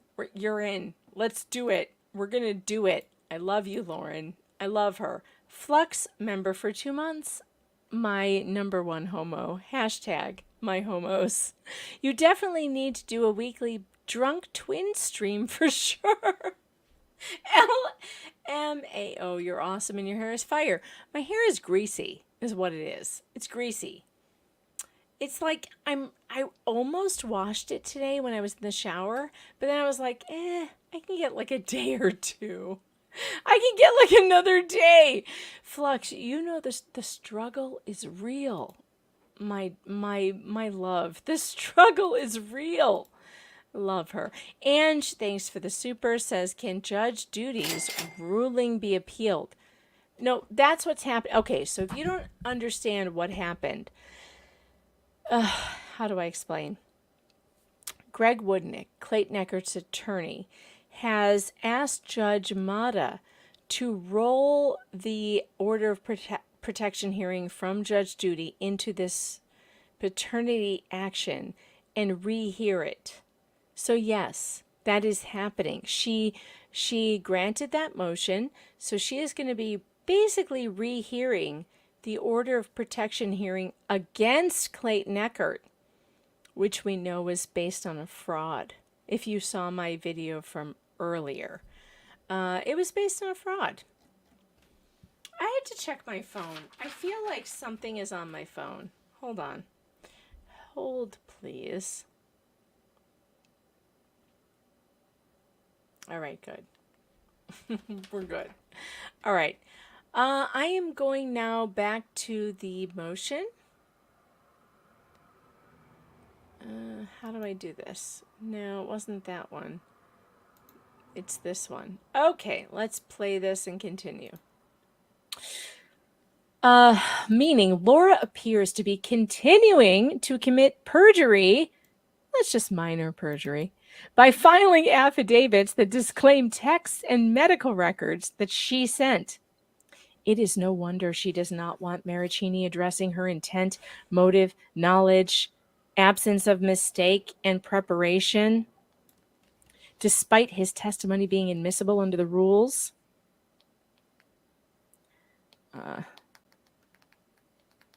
Hold on. Sending text. Okay. I'm so rude. As for Mr. Gillespie, this court has already taken judicial notice of the his court case, and Laura is therefore very aware of his anticipated testimony, which is expected to be about Laura's motive, intent, plan, preparation, knowledge, and absence of mistake.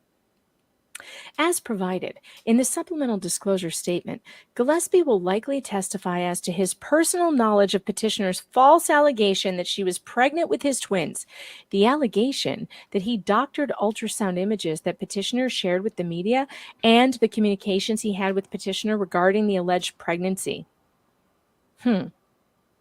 Wait, let me read that again because I feel like it didn't sink in. As provided, did you ever do that sometimes where you're reading and then you're like, wait, what did I just read? As provided in the supplemental disclosure statement, Gillespie will likely testify as to his personal knowledge, I got it, of petitioner's false allegation that she was pregnant with his twins, the allegation that he doctored ultrasound images and that petitioner shared with the media, and the communications he had with petitioner regarding the alleged pregnancy. Okay, I got it that time. Sometimes my ADD needs reining in and rereading. He is anticipated to testify about his belief that Laura was never pregnant by him, that she told him she was pregnant by him with twins days after intercourse, that she only showed him HCG tests. She claims she erred in the abortion medication process, resulting in the loss of the twin fetuses, and that Laura sent him fabricated sonograms. Oh my God, does this sound familiar? We're talking about the Gillespie case now. At least one of these sonograms, there were 2 to 3 in the Gillespie case, appears to have been taken directly from a blog of a woman who was actually pregnant with twins and tragically lost one due to the vanishing twin syndrome. And like, God bless you, ma'am, and we're praying for you at this difficult time. I cannot even imagine what it is like to find out that your tragic story is being used by a con artist to harm people. And whatever we can do for her, whatever we can do for this mom, I'm in. So I will be talking to Dave about it. We're going down to footnote number 7.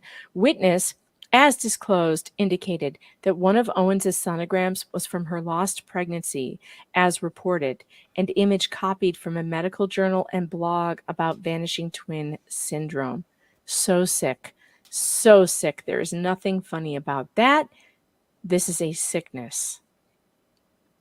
All right, where was that? Okay, there. Mr. M.M., footnote 8, this witness's name is not being used in a public filing as he, upon information and belief, is unhappy with the publicity Laura and her counsel have stirred up, which included him being publicly doxxed by Laura through counsel over Twitter and his blog. Oh my goodness. Yeah, he did that. Dingus did that. Mr. M.M. is also I just want to say that previous me is so sober, it makes me sick. Expected to testify about Laura's motive, intent, plan, preparation, knowledge, and absence of mistake based on his personal knowledge and experiences of Laura claiming to be pregnant by him. Poor sweet summer child. She's so sober. She has no idea what's coming for her. Per Clayton's supplemental disclosure, he is expected to testify about his prior interactions with petitioner, including his personal knowledge about her alleged fabricated pregnancy back in 2014 in San Francisco. This also is consistent with proof of motive, opportunity, intent, preparation, plan, knowledge, or absence of mistake or accident. Notably, the existence of MM only came to light after Laura testified about him during her deposition. Number 3, oral argument is an unnecessary delay tactic. This is a bench trial, and all proffered testimony is admissible under Rule 404b2 for non-propensity purposes. All right, Christina G might have a point. Drinking Megan feels so bad for sober Megan. It's true. It's true, I do. Poor sweet summer child. Damn you. Damn you, sober twin. what does propensity mean in this sense? I know what it means in the other sense. Propensity. I have to look it up. I'm sorry. Because there's a legal definition and there's an English definition, which I know. Propensity means, in English, it means the propensity to do something is a, how do I describe this? It's the likelihood. Gina, don't feel bad.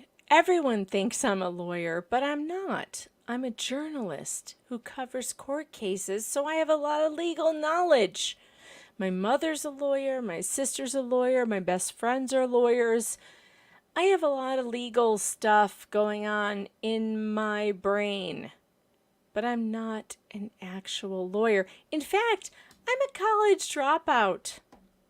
I dropped out of college. I went to Arizona State University, where David Dingus went. I may have had a date with him once. Perhaps, maybe. I don't know. He looks kind of familiar. I don't know. I'm medium smart. I didn't do law school. No, I'm not the smart one in the family. No. That's Stephanie. Have you not met her? Oh my God. Stephanie, my older sister, the one in the middle, smartest. She's the smartest in the family. She's an attorney. She is an appellate attorney. She does criminal law, appellate law, constitutional law. Fuck, she's fantastic. Like, if I needed something, I would call her. So I am not the smart one. Absolutely not, MG. No. I'm not the smart one. That would be Stephanie. My father's pride and joy is Stephanie. Although I will tell you that when my dad does not give out accolades lightly. It took me a very long time before I got my dad's approval. And the day I got it, I'll tell you what happened. I sent him a picture of my first paycheck from Front Page magazine, which was owned by David Horowitz, who is one of my father's heroes. That was the day my dad was proud of me. And I don't begrudge him that, because you know what? My dad has high standards. There's nothing wrong with that. And before I hit that moment, my dad was always like, oh, she's so much unused potential. I know that that's what he thought. And then the day I sent him a copy of the paycheck from Front Page magazine, he was like, holy crap, she did it. He didn't think I was going to do it before then. And that's okay. Like, I get it. Now that I'm a parent, I get it. I totally get it. Ugh. MG, shut up. That's better than getting one from Backpage. Yeah, you don't say. Oh, David Horowitz is a very famous conservative. He was a 60s radical who was with the Weather Underground and with Bill Ayers and Bernadine Dorn. So he was on the far left for a very long time. He wrote a book called Prodigal Son, where he basically came to terms with his new philosophy on life, which was more conservative than he had been. David Horowitz is one of my heroes. I love David Horowitz. He gave me my first shot in journalism, and I think he's fantastic. I love him, and I'm very grateful to him for giving me a shot to write for pay. It was a very hard market at the time, and at the time, what's the name of that website? Oh, the Huffington Post. The Huffington Post was like the thing everyone was into, and it turned out they weren't paying anyone. I was getting paid at Front Page magazine through their newsreel blog by David Horowitz during that whole time that they were really big. And then it turned out they didn't pay anybody. I was like, what?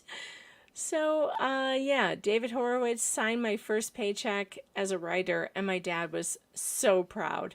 And I love that moment for him and for me. Okay. Are we at the end of this or no? I forget. Hold on. Propensity, likelihood. In legal terms, propensity evidence is generally impermissible form of character evidence in which members prove a person's character in order to show that on a particular occasion the person acted in accordance with the character. All right, interesting. Isn't that strange? Like, because what's the actual definition of propensity? Let me look that up. Me being an English geek definition. I wonder if it has a correlation. I'm sorry. I'm a nerd. I was very good at English. I'm a writer. I'm interested in words. All right. The definition of propensity is Quiet. an inclination. That's what I said. Likelihood to do something. Inclination or preference. Ah, that makes sense. Okay, so propensity evidence means what's the person's inclination or preference for certain behavior, and you turn that into a character reference. I understand. 8 years. Such a nerd. I should have been a lawyer. Damn it! Why did that go back? Wait, let me read that again because I found preparation, knowledge, and absence only particular occasion the person acted in accordance with the character. All right, interesting. Isn't that strange? Like, because what's the actual definition of propensity? Let me look that up. All right, here we are. This is where I was. I wonder if I am such a nerd. Definition. I wonder if it has a correlation. I'm seriously. Sorry. Give me a pocket protector and like, I don't know, like what's wrong with me that I'm looking up words right now? Like Drunk Megan says, quit the shit. I was very good at English. I'm a writer. I'm interested in words. All right, the definition. You're such an ass. The propensity is an inclination. That's what I said. Likelihood to do something. Inclination or preference. She's insufferable. That makes sense. Okay, so propensity evidence means what's the person's inclination or preference for certain behavior, and you turn that into a character reference. I understand. Oh my God. All right, that was the end of that video. We have, oh, what the fuck is happening? We have new news. I'm roasting myself. I know, like, who cares about your, like, definitions of words? You're such an ass. Time to do a roast, says MG. Like, who cares about that? Drunk Megan says, shut the fuck up about the definitions of words.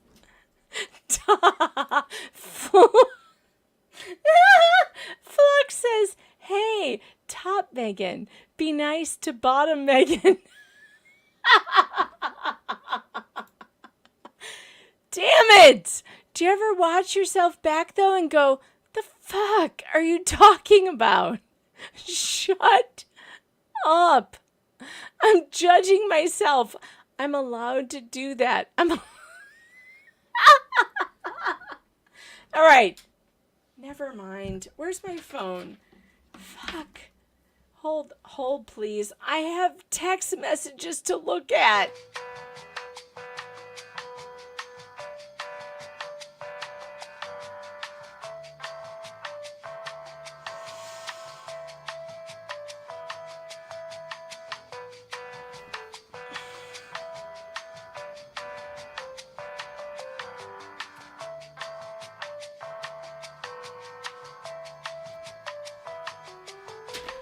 Okay.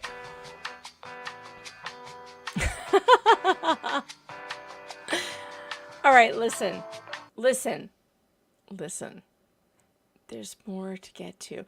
All right, before we get to part 2, and maybe we'll only get to part 2 tomorrow, I don't know, but there's more because we're going to read the entire thing, but maybe not tonight. What time is it? Oh, it's early. It's only 10:45. Yay.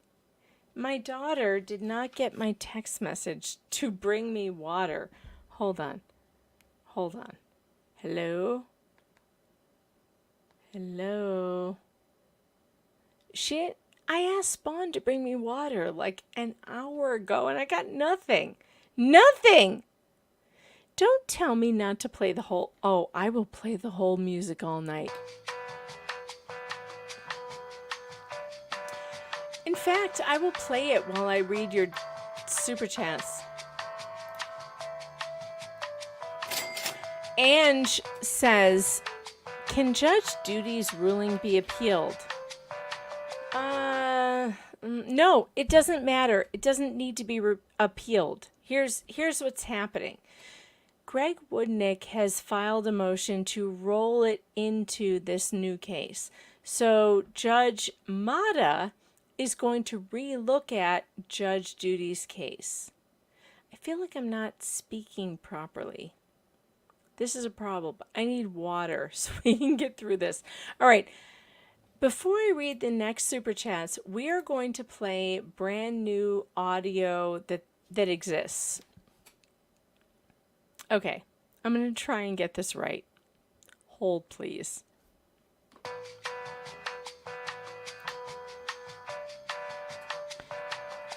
I am looking for... Damn, I lost it. Shit. Please hold. This is not going well. I can't remember where it is. There's new... Oh, I remember. Okay, never mind. I'm getting it. Calm down. Calm down, everyone. It's all fine.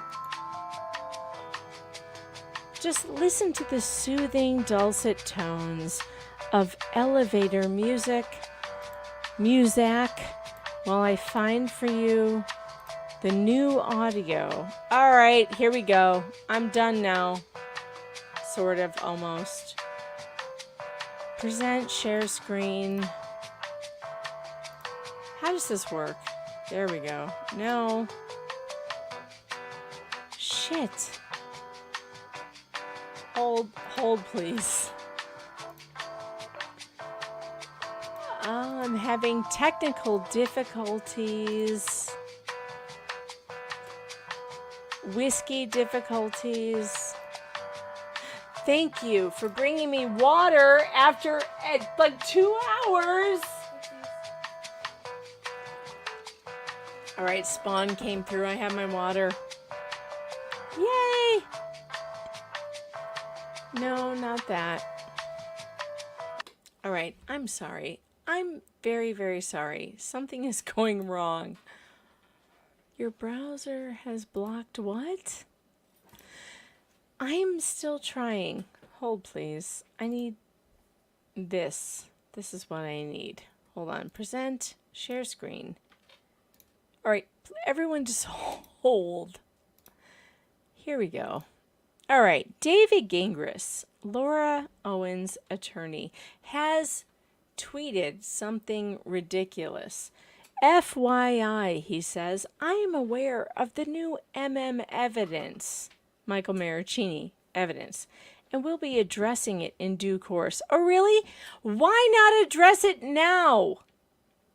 I don't know. Like, Michael Maricini turned his laptop over to a forensic analyst, but you're going to address it later? Really? My water has arrived.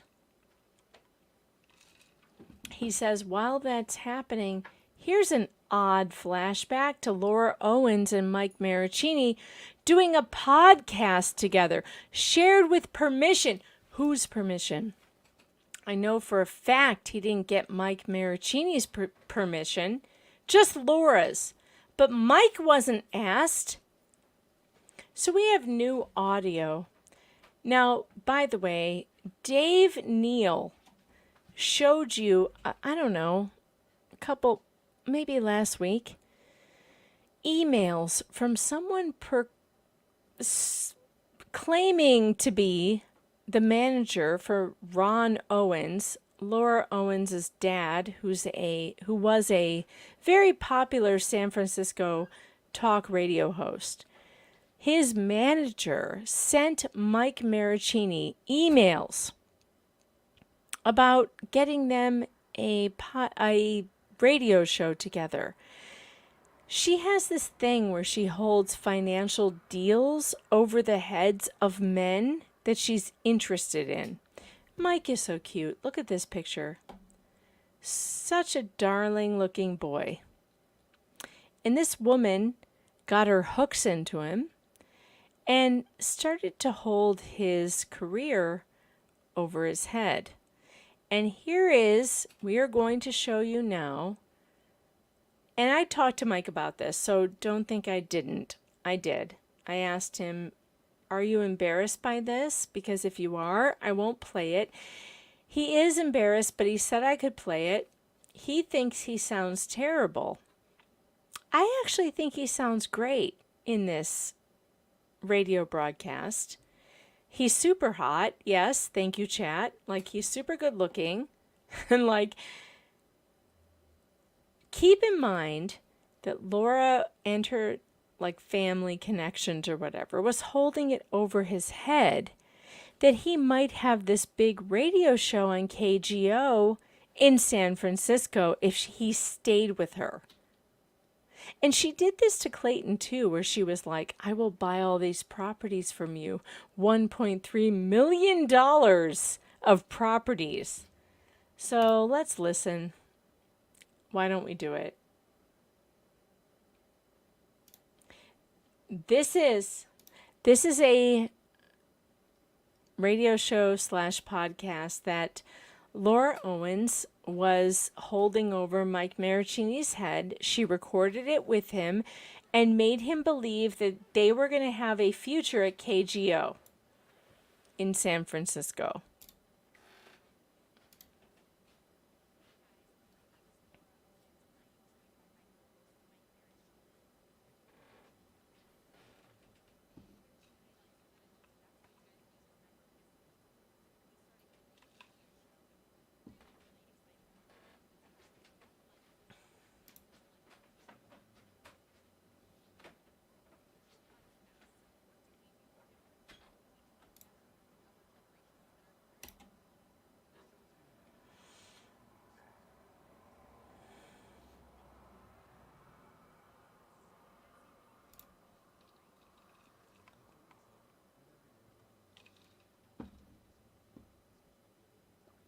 Wait, what?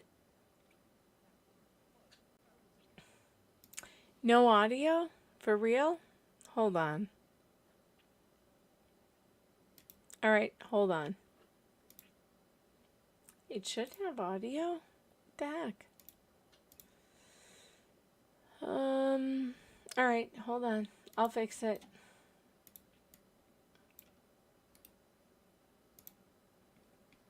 Hold on. I got it. I gotcha.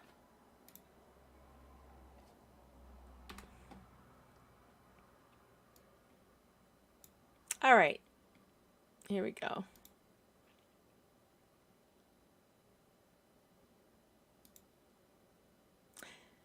I don't think, like, all right. Anyway, hold on. This should work. Let me back it up. Hey guys, my name is Laura Owens, and I am joined by my co-host Mike Maricini. Like fettuccine.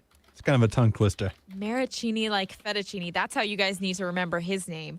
We're going to be starting a new radio show that we're really, really excited about. It's about what life is like as a millennial. What does that mean exactly? Everybody wants to know. Well, the future lies in us. What do we do differently? What do we do better than other generations, than our parents' generations? This show is going to be based around what you would discuss with your friends at a dinner table without talking about politics. Because things get so messy when you bring up politics, right? Absolutely. It's always like whenever you're around the holidays, you're like, oh, God, please don't bring it up, especially if you ever bring somebody new around. It's just like the last thing you want to talk about. Exactly. And plus, I would say we both don't know a lot about politics. I would agree. And I don't think we're so one-sided. We try and keep an open mind. So what we're going to be discussing, what we're going to be talking about and interviewing over the course of this show, we're going to have top CEOs from across the nation and even the world on this show, talking with dating experts about, you know, if you got to go out and find that one, we'll teach you how.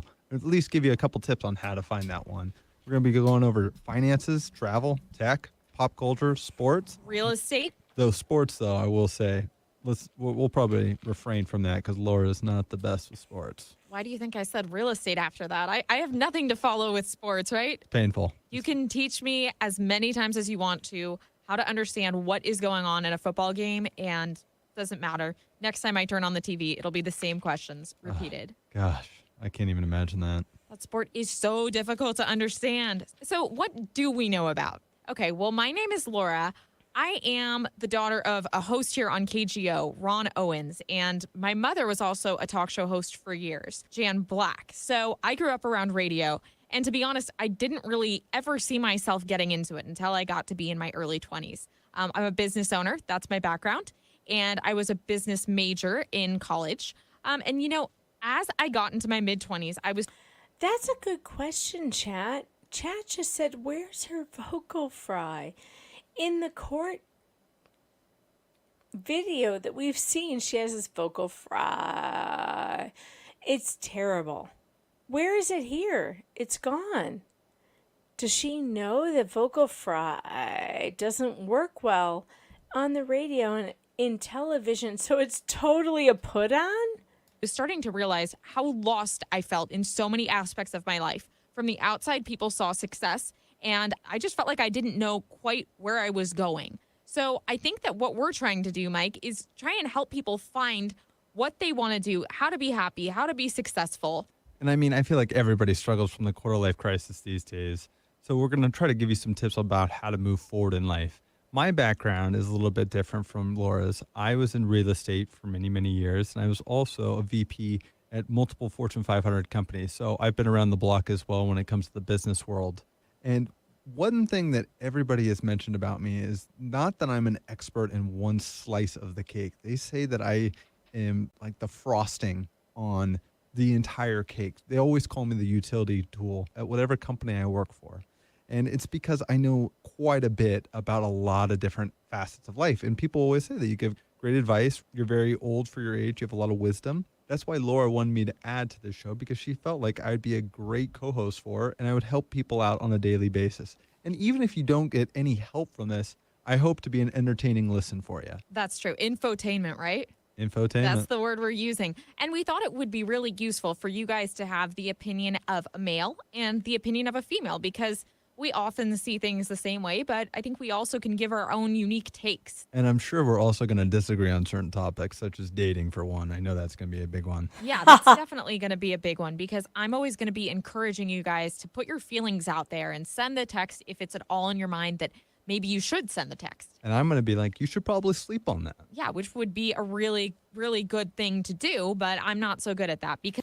You're not so good at sleeping on it. You send too many texts, too many messages. We know. We're aware. By the way, thank you to the chat who's sending Mike Maricini so much love and saying that he sounds so good. I told him the same thing. I said, Mike, you sound great in this. I'm not like upset with you at all. Like, I think he thinks he sounds bad. He doesn't. He sounds great. He sounds sincere. I am interested in what he's saying, and like the chat is proving to me that that's true as well, because you guys are too. And I just want to, I mean, he's like embarrassed of this, but he did tell me I could play it because David Gingras posted this on Twitter. And I just think that it's not out of the realm of possibility that Mike Maricini could be somebody people want to listen to on the radio. Like, I don't. I think it's actually, like, he's interesting to me. I'm interested. I get it. Yeah, right? But the fact that somebody took his talent and then held it over his head to be like, I might be able to get this for you, but you gotta be in a relationship with me. If that's how it happened, that's pretty bad. Because like a lot of millennials, I am ambitious, but I'm also super impatient. Absolutely. Yeah, and I mean, I'm motivated, but I also like to stay on the couch and Netflix and chill a little bit. I couldn't agree more. And that's something that's so unique to our generation. Whoa, whoa, whoa. Isn't Netflix and chill... Doesn't that mean sex? We know, Laura, we know. Generation is we have these huge goals. We want to have such a successful life, but at the same time, we just want instant gratification and we want to learn things fast. So the goal of our show is to not waste your time. We don't want you guys to be listening to an hour-long interview where you're only getting 1 minute here, 1 minute there. We want to condense these interviews. We want to make them short enough so that your attention span is kept the entire time. But we're also going to be bringing variety to the show. We don't want to talk about one topic for the entire hour. We're going to have 2 separate conversations with 2 totally different people. Yeah, because we don't want you guys to get bored and be checking your cell phones to see if you got a new Snapchat or a new Tinder match during our show. We want you guys to be paying attention the whole time because I guess we're a little bit selfish and we have egos and we want to be listened to literally the entire hour. When you put it like that, we're definitely selfish. Yeah, but we're not really trying to be that way. We're just trying to give you guys the best information we can. And that's because we really value that you guys are giving us your time. With that being said, we're going to jump right into our first interview, which will be after the break with Matt Schultz. This has been Mike and Laura. Welcome back to the show. Today we have Matt Schultz with us, and this is going to be a really interesting conversation that we're going to have. Matt Schultz is a senior industry analyst at creditcards.com. Okay, hold on. It's killing me that Mike thinks he sounds bad, because he doesn't. He doesn't. He doesn't sound bad. She's the one who's grating on my nerves. And according to the chat, as I'm seeing here, you guys like him. You're liking Mike. I do too. Like, Mike, you're doing good. Like, for real. Okay, so this sounds pretty scripted. He was probably given lines to read, which is not the best way to do a radio show. I think a radio show is better unscripted. You know, Tug and I, we get together, we do a live stream. It's not scripted. We're just talking. We're just having a conversation, which is how it should go. So it feels a little stilted because it's scripted. So it's like, she talks now, then you talk, then she talks. But for the times that Mike is talking and like, I'm interested. For the time she's talking, I'm kind of like, Calm. And they recently did a study that showed that this past holiday season, 3 out of 4 Americans made impulse purchases. And, you know, I think we're all guilty of making these purchases because it's easy to just click another button on your phone and make a $5 purchase for something you maybe don't need. And if you're at the store waiting in line, you can make a $10 purchase. And these don't really seem like a big deal at the time, but they definitely can add up. So, Matt, welcome to the show. Can you explain a little bit about impulse purchases and what this research said about what happened this past holiday season? Yeah. We always take a look a few times a month, really, at people's behaviors and people's perceptions and people's views as it comes to how they spend money, and usually as it relates to credit cards, because we're creditcards.com. And we wanted to take a look at impulse buying because it's an important thing to think about when you are trying to maintain a budget, because it's a little bit like dieting in that it's okay if you go off the reservation a little bit every once in a while, but you don't want to do it too often or in too big of a way, or it can really mess things up. When you do the study, are the purchases, are they large or small? Well, we purposely cast a pretty wide net as to what could qualify as an impulse buy. We defined it as any unplanned or unnecessary decision to buy a product just before the purchase. So it could be a $5 thing, or it could be a something that's $1,000 or more. We didn't really slice it to where we. Okay, you guys are asking me to make this stop, and maybe I need to do that. I don't know. It's not that Mike is not bad in this. Like, we're not going to listen to this entire thing. I get it. We're not. But I just want to let you know that David Gingras thought that it was a good idea to release this radio I don't know. I don't even know what you call this. Like, is it a demo? Was it ever on the air? We don't know. But I don't think Mike has anything to be upset or embarrassed about. I think he sounded great. I think he did the best he could do, and I think that he sounded fantastic. It is not easy. Let me tell you something. It is not easy. What's wrong with my hair? What's going on? It's getting late in the evening, and my hair has a mind of its own. Okay, so whatever. It is not easy to sound great on the air. It is hard. It is an art. It is something that people work for years and years and years. It is not something that you just walk into and you sound great. You know, I was talking to somebody the other day. Was it Brad? It might have been Brad. I might have been talking to Brad. Oh yeah, I was. Brad heard himself back on one of our shows, and he was distressed by how he sounded. So he contacted somebody who was like a voice coach and to talk to him about it. And I said to him, Brad, this is a thing everyone struggles with.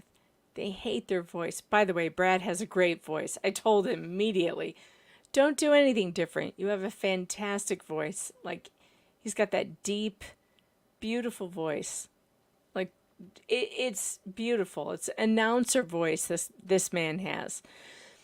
But he got self-conscious about it. And this is something everyone goes through when they hear themselves back, right? And I told him when I was a kid, I used to have a tape recorder. Do you remember tape recorders? It's like a giant machine. You put a tape in, you hit record, and you can record your voice. I had one of those. I would record myself talking. And I would feel massive cringe hearing it back. Because I grew up on the south side of Chicago, where everybody talks like this, and it's through your nose, and it's a horrible sound. Welcome to Solozzi, Adelson Ford.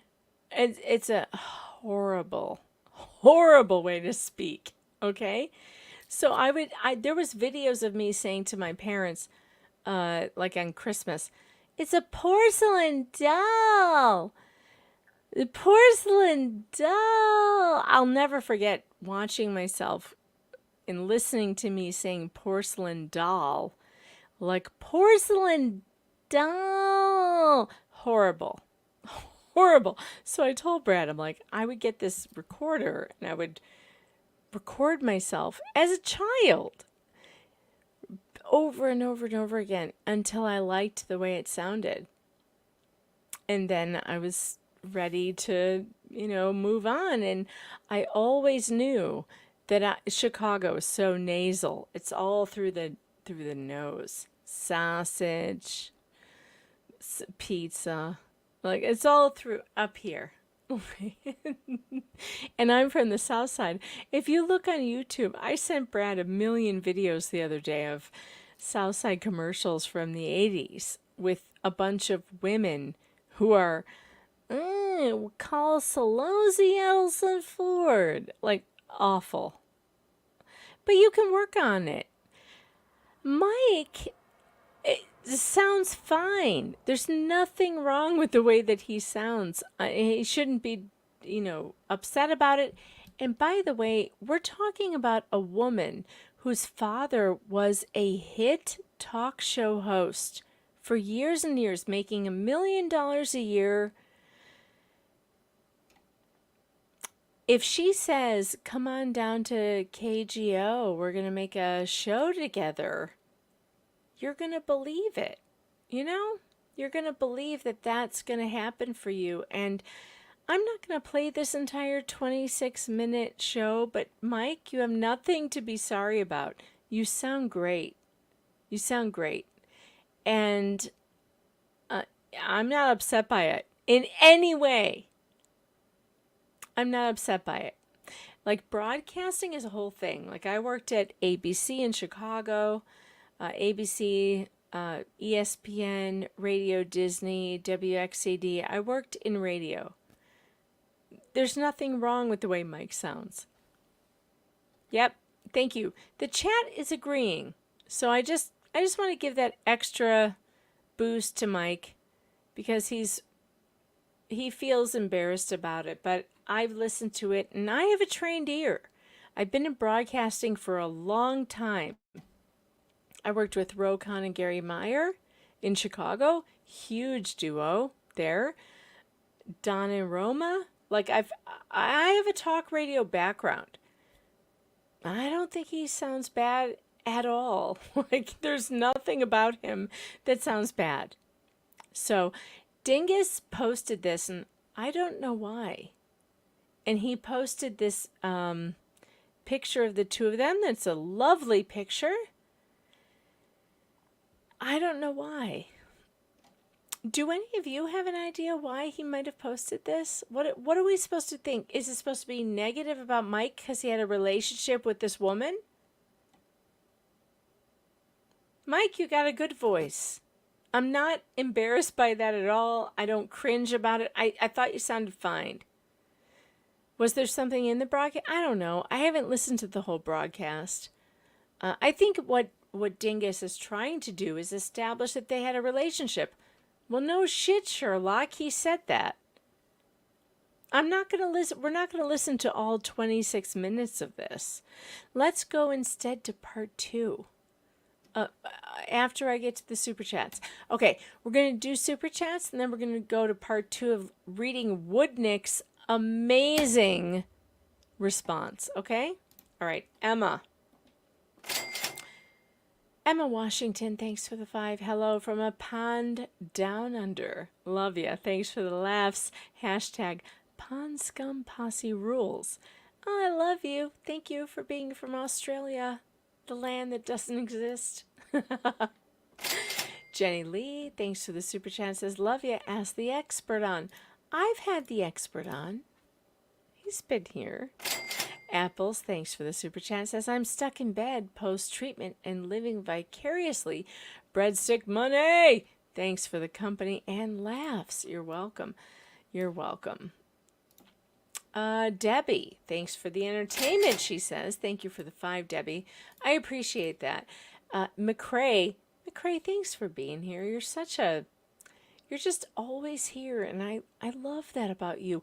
I dig that about you. Thanks for the super chat. Says, hope you get your issues worked out. Me too. We had 10K roach last year. Don't ask. Ladder accident. Love you. Enjoy the whiskey. It's going to be spendy. It's going to cost money. Stephanie B, thanks for the super chat. Says, I can't stay. Thank you for all you do. Well, thank you for being here as long as you were able to be. Catch you on the replay. And to the replay crew, hit the like and subscribe. OMG Aggie, thanks for the 2. My 3 bros have twins. She better stay away. Oh, you know what? Shout out to all you twin mamas out there, because you deserve some extra attention for carrying twins and going through that. And I can't even imagine what it's like to have newborn baby twins.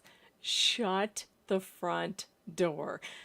1 newborn baby was enough for me.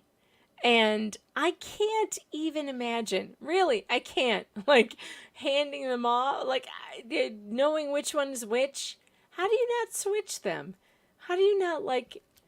You name one Caleb and one Ethan. How do you know that, like, Caleb didn't become Ethan at some point? Did you tattoo something on their heel? I would have to give them a tattoo. How would you know? Twin babies? Oh, my God. I can't even. Twin parents? I'm sending major shout out to you. Ginver, thanks for the super. I repent. I have been shamed. I didn't do any shaming tonight, did I? Lindsay Sheldon, thanks for the super chat. Wishing you a better week. Oh. From your mouth to God's ears. I hope. I hope. Keep fighting the good fight, says AA. Thank you so much. I appreciate you. Pan Am, $50. Oh my, hope you have a better rest of the week. I sure appreciate you. I hope I do. I hope I do. Sandy Nichols, thanks for the super sticker. I appreciate you, Sandy. Thank you so much. Fancy Pants, I like your name, says OMG. I just joined. Is this drunk, Megan? Yes. I'm having trouble putting my consonants and vowels together. But other than that, my brain's working fine. It's just my tongue is a little fat right now. Wait, let me get some water.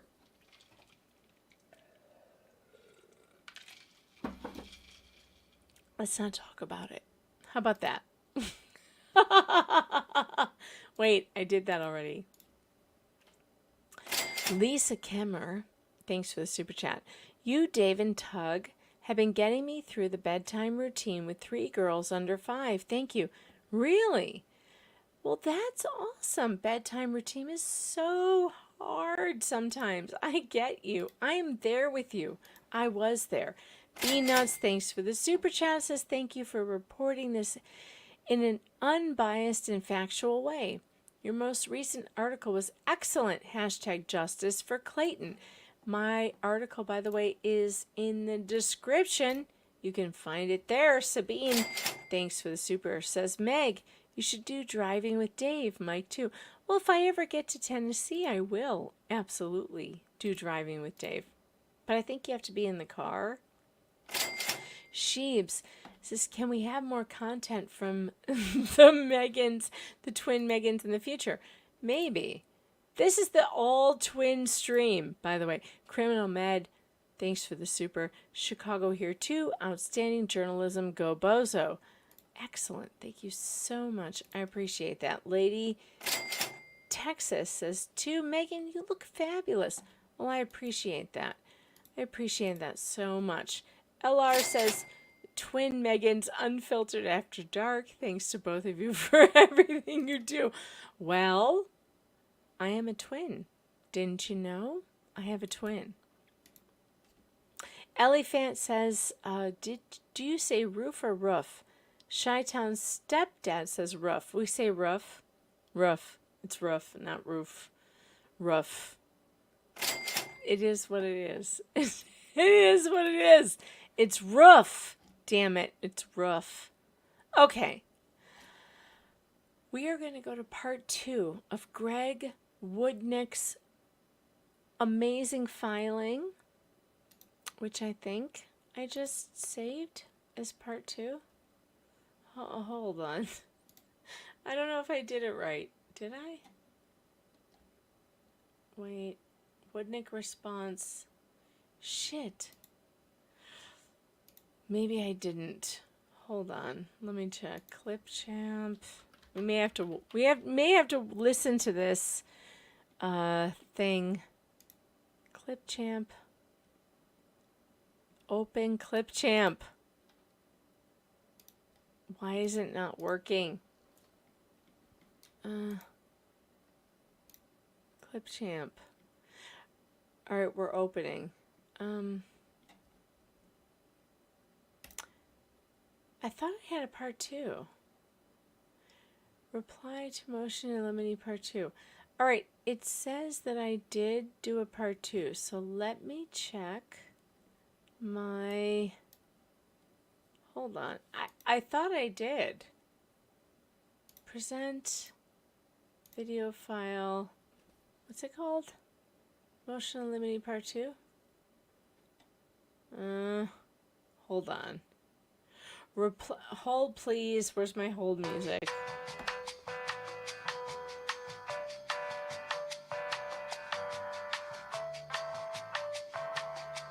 Ah! Here, I found it. But it didn't share. Okay, so it looks like it didn't save properly.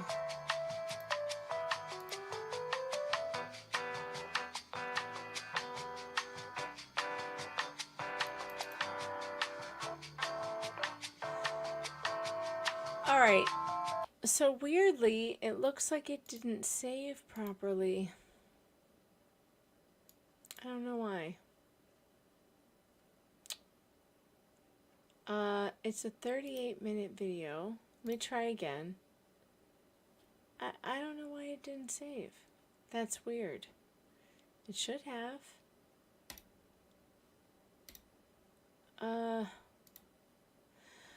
Hold please.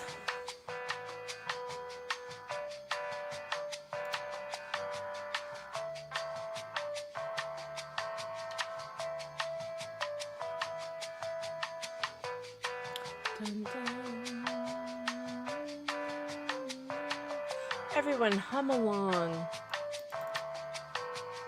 Dun, dun, dun. Oh, it got corrupted somehow. What the hell?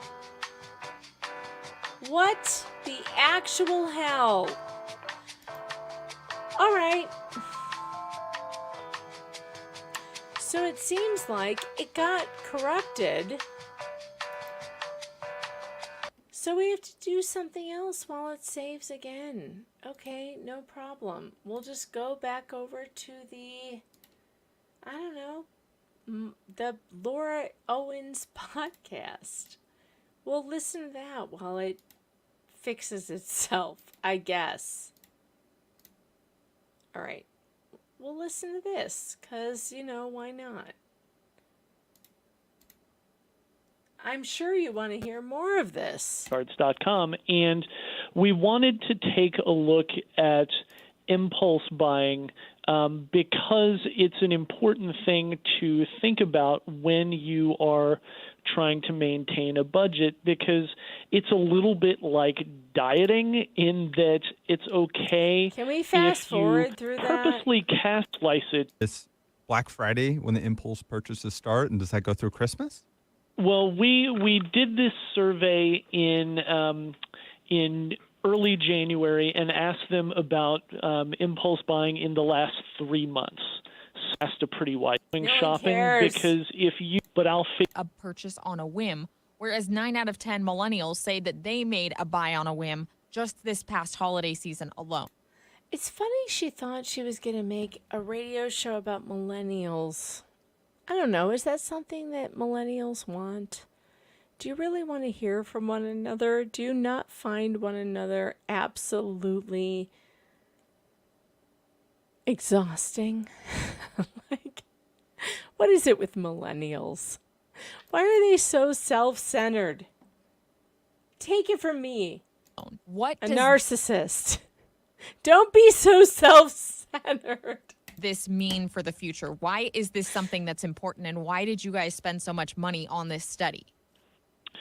Well, the truth is that if you impulse buy too often or in too big of a way, it can really cause some financial trouble in your household because so many of us live paycheck to paycheck or on a budget, and it's impossible to have a meaningful budget if you don't know exactly how much money is coming in and how much money is going out every month. And if numbers are a little, well, I definitely want, but with a credit card, can we get past the interview? After I got my first substantial raise, and I think it was like $25,000 or $40,000, it was a really, really large raise.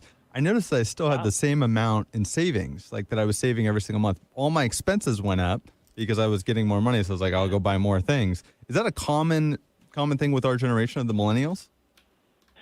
I don't think that's just a millennial thing. I think that's just a people thing because we have a tendency to kind of live up to our means, and we don't necessarily think of increasing our savings when we increase our income. And that's an unfortunate thing because so many of us have little to no retirement savings, little to no emergency savings. And the more of that sort of thing you can have, the easier. Don't care. They like Poshmark. Are you familiar? Right. And going back to online shopping, I found that with some of these apps and sites that get you bargains, so say like Poshmark, are you familiar with that? I don't know that particular site, but I know the genre that you're talking about. Okay, so Poshmark is a really big deal for girls, especially millennials, where they can buy and sell clothes in their closet, and you can make an offer on these clothes. Do you guys have any idea what Dingus meant to do with this? Was he trying to slander Mike Maricini? Because it didn't work. What are we supposed to take away from this? That Laura was using Mike and enticing him with promises of a radio show? Because that's what I'm getting from this. That she was dangling her radio connections in front of him to make him stay with her. All right, I'm going to be right back. I'm going to keep pushing play, but I have to take a bathroom break. And I found that I have gathered quite a collection of new clothes through Poshmark. And I kind of can justify it in my head by saying, oh, well, I'm getting a bargain, so it's fine. But I'm buying things that I don't really need. So what are your tips to prevent yourself from overdoing it with that whole bargain mentality, which is also something that you find with these outlet malls? Right. Yeah. And the truth is that that if you don't need something or you can't afford something, it doesn't matter how good of a bargain something is. And a lot of that, a lot of reining that in is about being cognizant of what your budget is. And again, knowing how much money is coming in and how much money is going out each month can really crystallize a lot of that stuff for you and can really make you think twice before you do that sort of thing. And just to add one more quick thing is that if you are buying something like that from, like you talked about with that Poshmark site, if you are buying something but then you are selling off something else, then perhaps everything is good and can even out. But what you don't want to do is go too spending crazy without recognizing the impact it has on your budget. Right. And I kind of agree with that, Matt, because I have found that I've put some things online to sell, but then I get these offers and I'm like, I think I could hold out a little longer, maybe get a little bit more money. So I've actually sold nothing, but I have definitely bought a lot. I've got a question for you about the amount of credit cards that people have today. When you're doing these studies, I mean, is there an average amount of credit cards that people have? Because I looked through my wallet and I have, I think I have like 5 credit cards now. And are people having more credit cards today than they did like 10, 15 years ago? Well, it's kind of interesting. The short answer is that the average is somewhere around 3 credit cards a person. But the truth is that you have some folks who chase rewards who may have a dozen or more, and then you have some folks, including a lot of millennials, who were scarred by the Great Recession and by student loan debt and want absolutely nothing to do with credit cards and prefer debit or prepaid or that sort of thing. So there's certainly growth on the extremes, but overall the average is about 3. So in order to, gain credit, I was always told that you want to have a large credit balance. So if it takes you 5 credit cards to get to 50,000, and then your debt every month, let's just say it's 1,000, that your credit score will go through the roof. Do you recommend having let's just say 5 credit cards with really low balance, or do you recommend just 1 credit card? It really is about the oldest advice is really the best. It's about know thyself. Because if you're somebody who can handle the lure of the available credit with multiple cards and can also manage organizationally paying all of those off on time, then it can work great and it can send your credit score through the roof.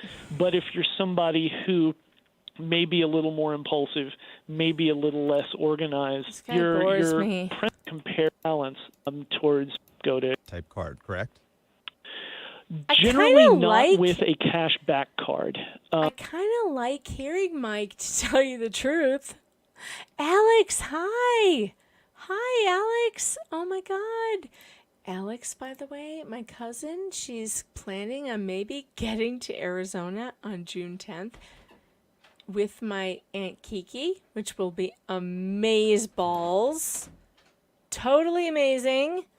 I can't wait. It'll be so good. Oh, by the way, Dave Neil is okay in Tennessee. He's doing all right. I need to send him a link, but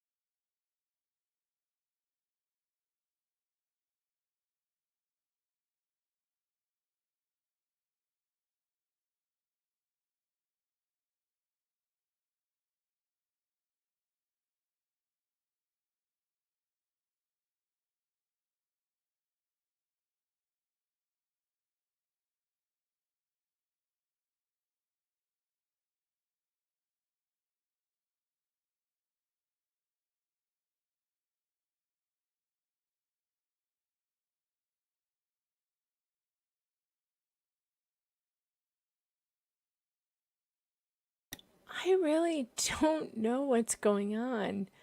Why is my computer doing this? This is the second time in one stream? No, I don't have a laptop. I have a very high-powered PC that should not be doing this. Brad is going to hear about it. I don't know why this happened. It wasn't my drunk toes this time, I swear to God. I swear. And now, but the problem is, damn it. So my video that was supposed to be the part 2 of me reading Greg's, I guess we could just read it. I have it, but I had part 2 that I had already read. Hold on. Did it render? I don't think it did. Damn it. Let me check. Let me see.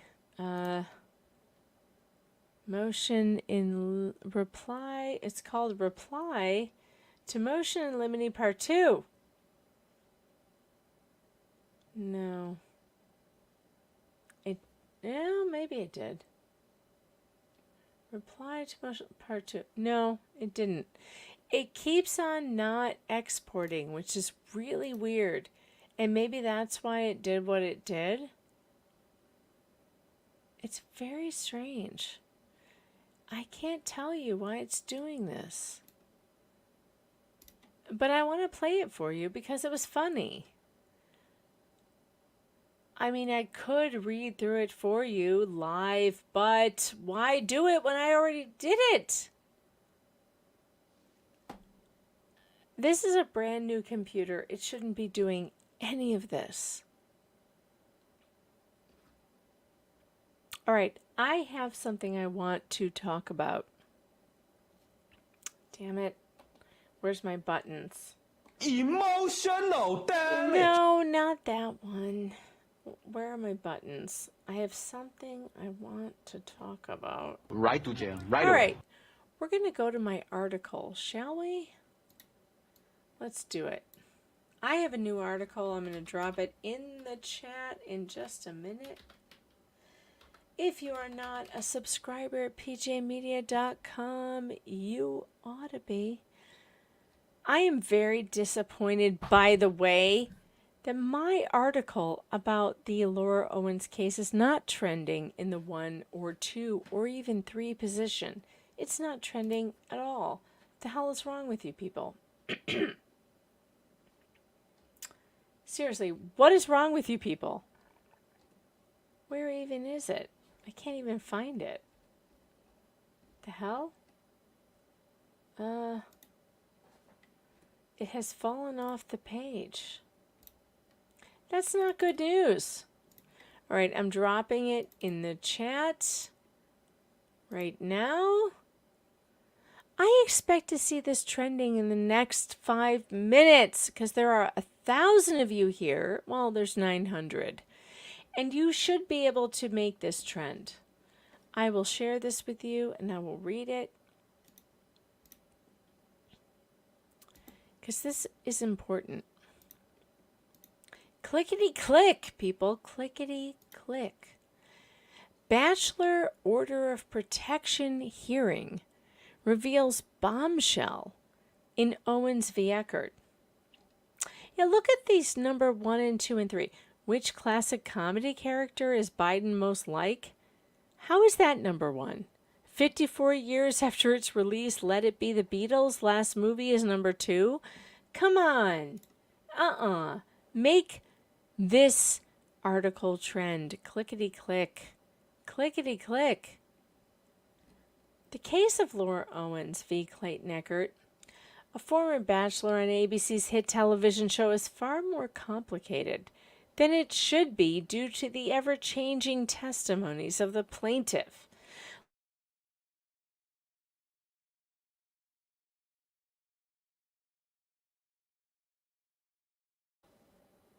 Why is my Wi-Fi so low right now? I'm freezing. Hold on. Let me check. Maybe my weather is interfering too. Hold on.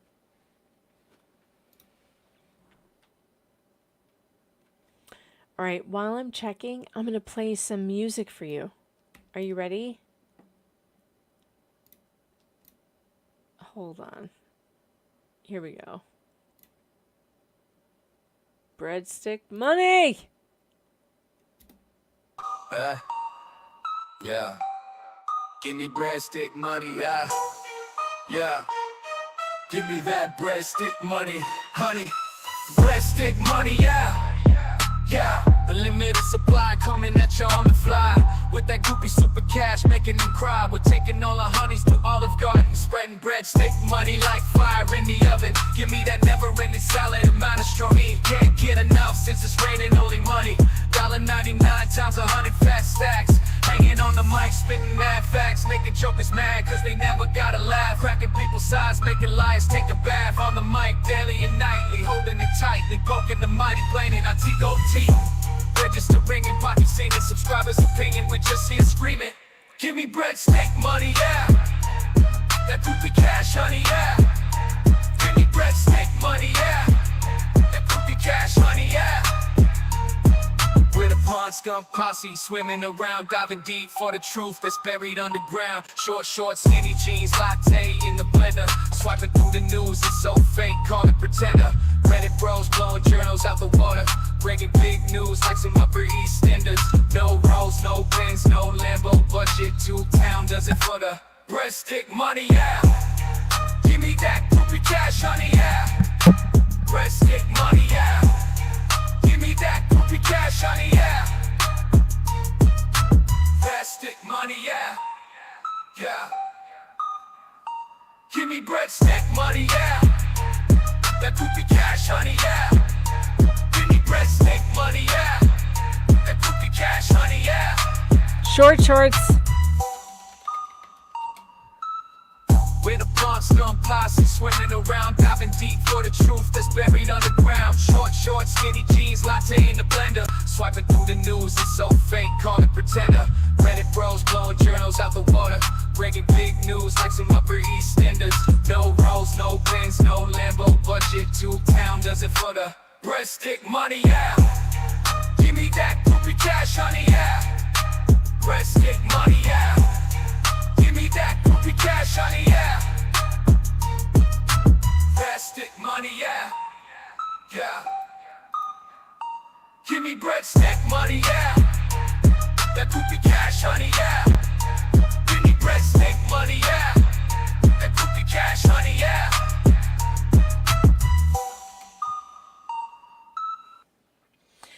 All right. I am wearing short shorts, by the way. Short shorts. It's summertime in New York. And yeah. Look, I'm wearing shorts for the first time. Oh my God, my skin is so white. It's so bad. It's so bad.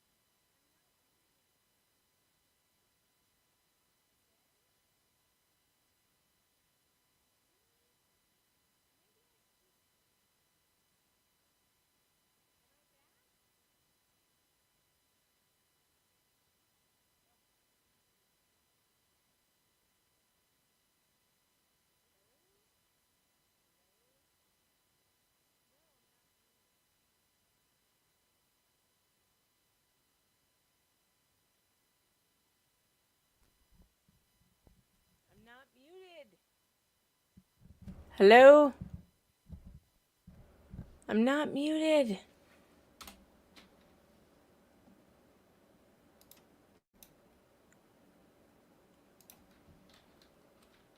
Hello? Am I back? For God's sake. Hold on. I'm sending Dave a link. Just in case.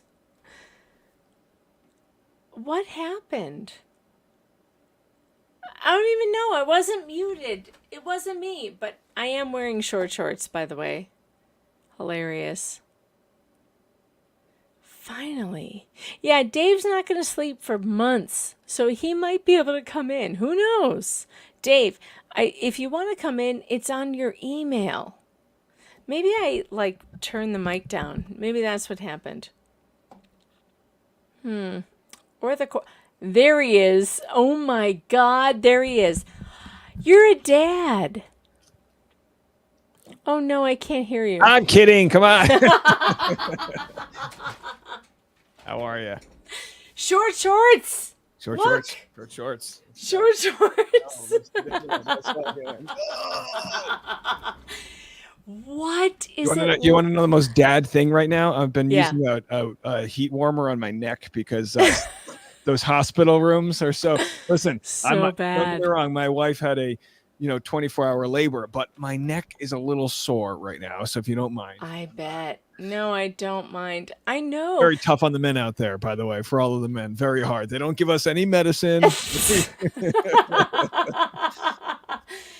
Oh my God. How are you doing? I caught the baby. I was in charge of catching the baby. And it wasn't a clean catch. It was slippery, but we got it. They're slippery. Give me like a rug or something. You know what I mean?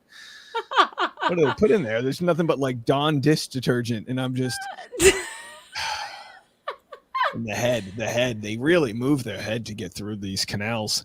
But, yeah, they're slippery little suckers. Look, I can't stay for long. I just did my podcast, but I'm bliss. I'm hazed. I'm on drugs. I've got the drug of love. I can't stop looking and taking photos of my baby. I'm literally, he's going to think of me as only as having a camera in front of me. Just Daddy just has a camera taking photos of me. You know what's funny is that the high school contacted me for photos of my senior as a baby. And I was going through those pictures just now. Get emotional. Sending them to them for their senior thing or whatever. And it was, you want to see one? Sure. You want to see one? Okay. Let's see what these photos. So this will be from the early 2000s. Oh, yeah. from 2006. So she was 5 months old. Oh, God, she was cute. And I remember being so proud of her for pulling up at 5 months old in her crib. She's always been the strongest little thing. Look at that. Oh, wow. Very cute. Oh, God. Very cute. Is this what parents do? We just share photos now? I think that's what we do, right? Yeah. That's being a parent, is just saying, look, I've done something. Have you? And you know what else I found while I was going through those pictures? I found what a real pregnant woman looks like. Do you want to see? Please. You want to see what? I'd love what to. I want to see bloated Megan. Let's see real bloated pregnancy. Here it is. Here it is. And you're going to see platinum blonde me. Wow. Oh my gosh. Look at those tits. They're huge. I'm more focused on the hair, but this is a look. I know, right? And then, so there's another one too. I have another one. Yeah, there's lots of fetal DNA in this photo, by the way. You have a very high fundal length or whatever. I'm not here to gaze on another woman's fundal, but there's a lot of fundal out there. So you will laugh at this one because you know about my political background or whatever, but I was speaking at a tea party. I don't know if you remember these, but Of course. Yeah. Real successful subsect. Yeah, here I am at a tea party, super pregnant, like 8, almost 9 months pregnant with my second child. I love the hair. You have the wavy hair. Yeah. The bleach blonde. Yeah, this is what pregnant women look like. The blondes have more fun. Clearly you did to get to that point, but that's a different story, I guess. It's so funny. All right, so tell me, are you like totally blissed out? You should be.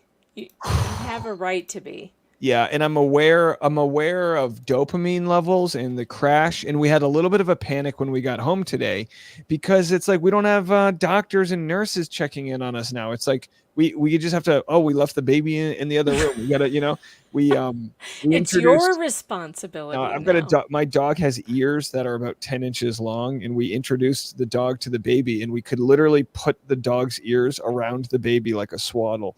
I'm done. I think I'm complete mush. He's only cried. I mean, he'll cry, but he'll like, as soon as I've never been as like an uncle, I'm the one who causes kids to cry. Like I'll pick up my niece or nephew and they'll, and then I put them away. But now I'm like my baby's relief. You know what I mean? Like he knows that I'm one of the good ones. I'm the safety. And so I've never been in that scenario. And, we've done, the blowout, everything's working, he's crying, he's pooping, the breastfeeding's exhausting to my wife, and I'm just trying to be supportive. Totally. But we're 48 hours in. So these first few days is going to be super painful. It feels like 1,000 needles every time they latch on. But just tell her it gets better. I promise. I promise. So the very first time they latch, like when they latch on for the first week, it's like, oh God. And then like it kind of calms down. And then like every time they latch on, it's the same thing, like 1,000 needles in the nipple. But by next week, it should start to kind of calm down. It really it's wild though. They've got, we have a lactation consultant. I mean, we're and the way the baby, if you're wondering whether or not you're getting fed right, they'll do like a pre and post feeding way. I mean, it's, but I can totally understand how frustrating it must be to not know if you're going to be producing, it's awful. And then you're like wondering, do they have the right latch? Is the latch correct? And like, it's a whole thing. I practiced the latch. I said, let me try to get my latch down just to make sure we're doing this right. And then I'm like, see, look, son, you can say, I haven't revealed his name yet. We literally did not sign his name until we walked out of the hospital. We couldn't, it was, my wife is one of those types, like she wants to always get the extension to do her taxes. She's not deadline oriented. So I think folks will like it. It's David Gingras is my son's name. That's just his first name. That's the first name. It's David Gingras. Ron. David Gingras Ron is his name. David Gingras. Oh God. Do you know that David Gingras has posted a picture of Michael Maricini on his Twitter today? Wow, isn't Michael so lucky? No, I did not. Can you? I mean, I can't stay. I gotta go. But like, can you give me? What did I miss? What did you miss? Yeah, Oh. I've read the professional report. I haven't really seen you since we raised money on Saturday. I know we haven't seen each other, and I haven't been online either. This is for my first live stream because I had some shit happen, blow up at home, and I've just been unable to get online. So, what has happened? Okay, let's go over it. Well, I read the response by Woodnick. okay, so that's really the most recent thing.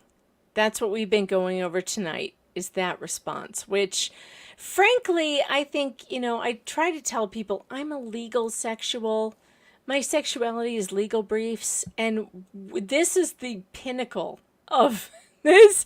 This is really the best legal brief I may have ever read in my whole damn life. It's so good. Did you read the whole thing? Are you pregnant again from it? I may be pregnant with might have twins. Conceived. I mean, a good legal document can lead to pregnancy. It can. Yeah, I mean, brevity is a virtue, and when you have the facts on your side, you don't need all the fancy pitches. You can just throw the fastball down the middle, which is the truth. That's right. That's right. As far as I know, nothing else has happened besides that. And David Gingras just now tweeting out not only a picture of Mike Maricini, but an episode of Laura Owens and Mike Maricini on KGO. Fascinating. Did you know about this?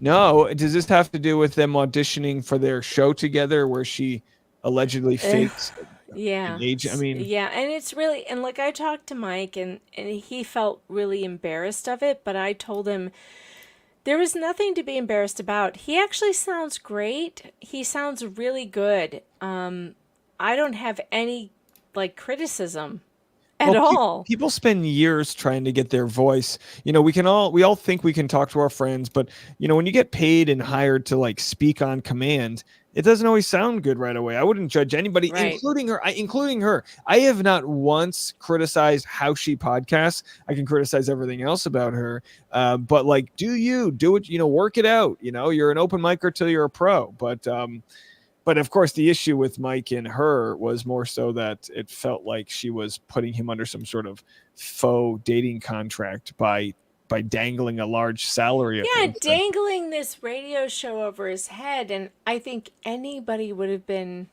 I don't know, susceptible to that, right? Sure. Anyone would. Anyone would be susceptible to, oh, you're going to have this radio show on KGO. And frankly, he didn't sound terrible at all. It sounded fine. The guest was boring, but Mike himself was not boring. No. You know what's boring? Radio. I mean, what are they doing? Radio is so. Shut up. I antiquated. love AM radio. Shut up. I do listen to Coast to Coast. I like a good Bigfoot story. Art Bell. Yeah. I love a good. You could say anything to that guy and he'll go with it. You could be like, well, UFO snatched my wife's mistress. And he'll be like, wow, tell me more about this. Have you ever heard Art Bell's show about the doorway to hell? No. Oh my God. I used to work for Art Bell. It's fan-freaking-tastic. Oh my God. Fan-freaking-tastic. We would get messages at work that Art Bell was gone and off the grid and no one knew where he was. And we would all panic because when midnight hit, there would be no one to be there. And it was like, where's Art? He went where? Because the feds are doing what? Oh my gosh. It was this whole thing and did I tell you that Reality Steve and I have a commonality? No. So it turns out that Reality Steve worked for Jim Rome, and so did I. Oh, there it is. And are you guys gonna do a show together? we need to because it happened Here, around KGO the is same hiring. time. If you guys. It happened around the same time. In the late 90s, I worked for Premier Radio Networks, and he was working for Jim Rome. I worked for Jim Rome on the marketing side, and I took a call from him one time where I had to get him a hotel room or something. He was super nice. By the way, Dr. Laura, not nice at all. She had to have like a million different things. A room that had never been smoked in. Can you imagine telling a hotel you want a room that had never been smoked in and you wanted kosher food all the time? Sounds like this sounds like my wife. She also appreciates rooms that don't reek of smoke. But I understand. Yeah, that. Look, I mean, I can't wait. Are the photos going to come out of you in reality, Steve? Being college I don't know boyfriend if and I girlfriend? ever met him. I don't know if I ever met him, but I know he worked for Jim Rome, and I was in the Chicago office working for the same company that worked for Jim Rome. He was quite the I hunk don't know. back in the day. Was he? Oh, I don't know yeah. if I ever met him. You should come to his Vegas party. I would love to go to Vegas, but I don't have the budget for that. I have But shit going it's on. 2 days before the trial, so you can you can package it all in. It's a business opportunity, you know. He's got a big fan base. All Go right. to Steve's show in Vegas and then Arizona. Yeah. I haven't bought my ticket We'll yet. put a so bus maybe- together. Yeah, I haven't bought my ticket either. I'm good. That's going to be a last minute flight for me. Right, Just me making too. sure. I'll probably buy too. something in a couple of weeks. Just we were waiting to see if the wife was going to make it, if the baby was going to make it. But that was of course like we didn't know when we were going to have the baby, and we had it a little late. So it's looking more and more like that's not going to happen. All right, so what was the baby's actual birth date? Monday night. What's today? Wednesday? Yeah, Monday night. Today's the 8th. 8:50 p.m. 6th? Yeah, May 6th? May 6th, 8:50 p.m. Oh, We went into labor actually around midnight the day before, and Tasha made it. I don't want to get. I mean, well, I'll have to wait to tell the whole story. I don't want to start talking about how dilate. You know, I'm an overshare. right. But there was a time period where we almost had that baby in the Tesla. We almost named that baby Elon really? Musk. Well, we were getting there.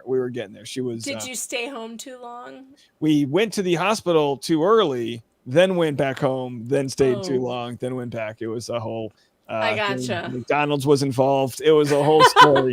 We'll get to it, folks. I can't Listen, wait for that. I yeah, can't but wait. No, It's she's gonna a be good. rock star. I already loved her as much as I could ever love her, and now it's like just.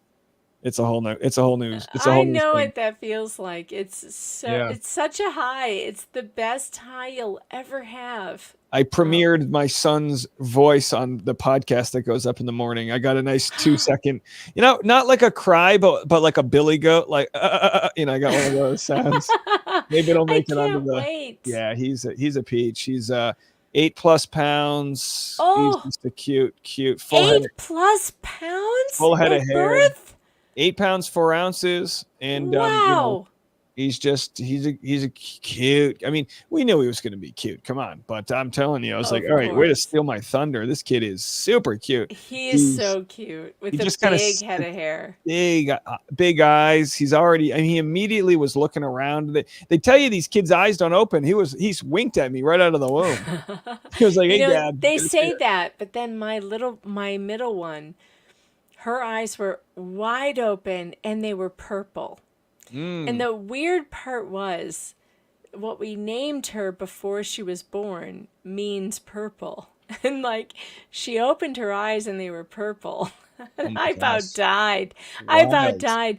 And she, But they take a while. The eyes change colors. they do, and they're blue. She's very, very blue. But when she was born, they were very purple. Like And dark, it was- dark purple. Yeah, Yeah. yeah. And she looked right at me and she smiled. And she had this bright, like chicky, I call it chicky yellow hair. It was like a baby chick, bright yellow hair. It was so bizarre because she now has really dark brown hair, which she's my only kid that has dark brown hair. The other two have blonde hair. So she was born with bright chicky yellow and it turned into this dark brown hair, which is so weird. Oh wow. But she was something. She was really something. Yeah, Big- I mean, Hey, how's the storm? I hear there's storms there. we haven't really. There was a tornado watch today, but we've just kind of been hunkered down. So other than some like booming thunder, it thunders a lot here in Nashville. There's something to do with like the way this town sits geographically, but I don't know. I mean, we're all over the place. I haven't showered. I smell like a goddamn animal. And like I said, I just I got the bassinet set up on my side. I got big duties tonight. I've got very big duties. Yeah. And Are you on call? well, I'm in charge of waking the baby up. I mean, we're on you got to feed this kid. Do you know you have to feed these things? Oh my Every gosh. 2 hours. What are they doing? They don't do this. No, none of this like keto, eat every 12 hours. No, they are. And, the first few days, not much milk's coming in. It's all colostrum, the liquid gold. It's all good stuff. But it's like, I can't feed them. You know what I mean? Although skin to skin, the whole deal, everything was just amazing. The doctors, the nurses. I mean, they literally run this country. Just unbelievable. But yet today, the system was down at the hospital. Their whole system they use was. So I was like, let's get out of here. Like we left a few hours early. They had to, they're signing papers. Like it's all digital now. But the whole system was down. I don't know what happened. But luckily for us, probably the weather. Could have been. I don't know if they were on generators or what. But I just got to tell you, they really give you I think they want the husband to feel pain. That's why they give you this bad area to sleep in. They want you to feel some sort of pain. They can't give you a nice couch after what the wife went through. So Janice says, never wake a sleeping baby, damn nurses. This is true. By the way, Dave. I don't know if that's true. Everyone from your generation, let the kid cry himself to sleep. Oh, good. That worked out well for me. Don't let them cry themselves to sleep. But if they are asleep, don't wake them up. Well, the first night he slept from 2 a.m. to 6 a.m., which was big. But I mean, you got to feed them or else the woman's, I don't want to breast-splain to people out there, but if you don't feed them on a schedule, then your tits are backing up. You got the They will wake up. No, don't wake them up. I'm telling you. I'm telling you. I'm going to go wake my kid up right now. That's what I'm going to do. Don't wake him up. Let him sleep. Let's talk more tomorrow. But if my wife catches me yapping to you, she's gonna, lock me out of the room. But everyone who's been watching and listening, thanks. I'm a puddle. I appreciate everybody. Aww. And I'll be. Are you gonna go live tomorrow?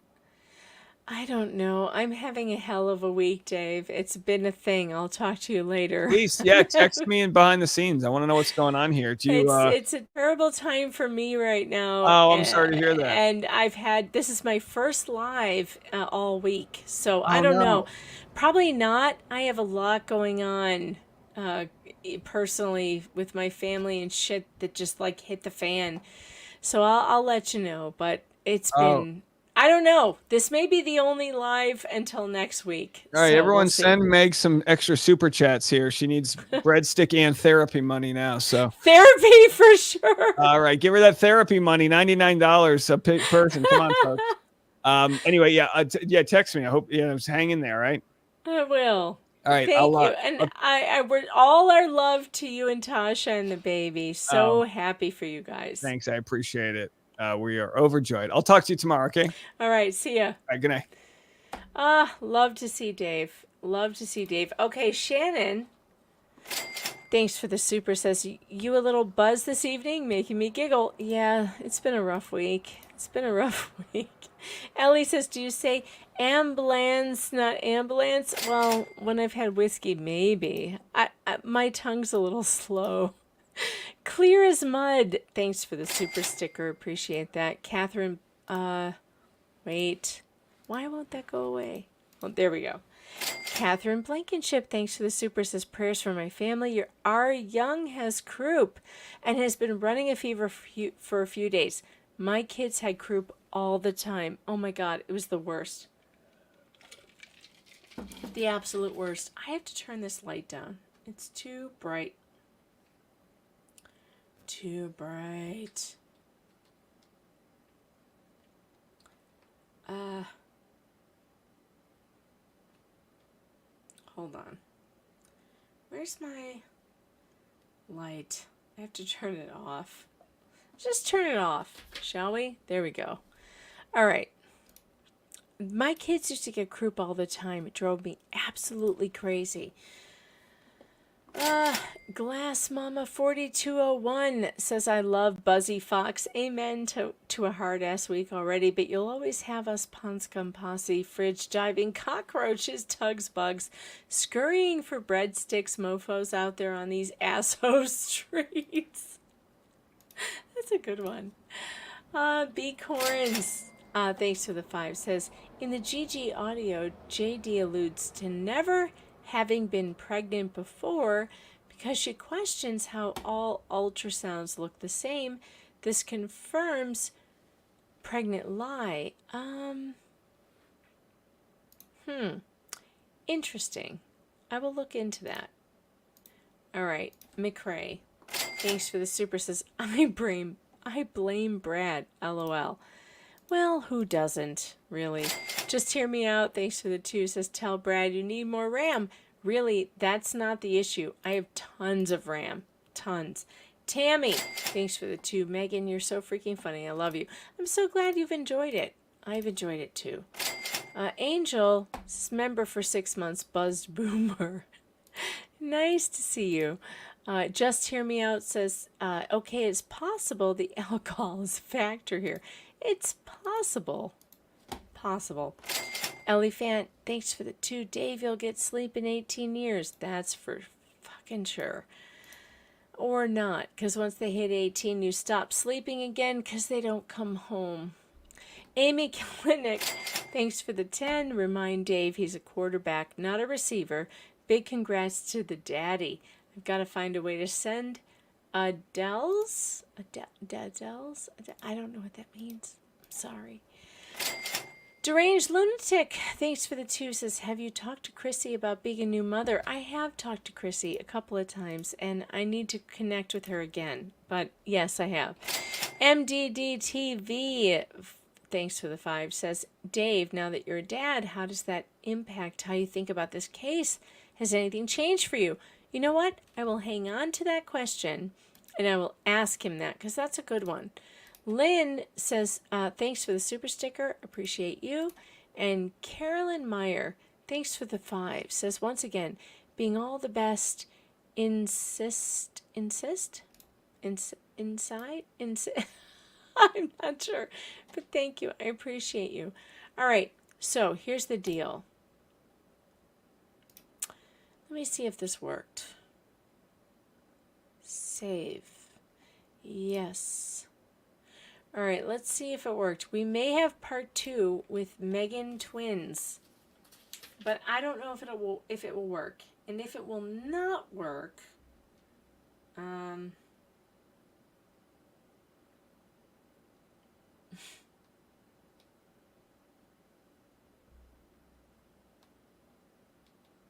on.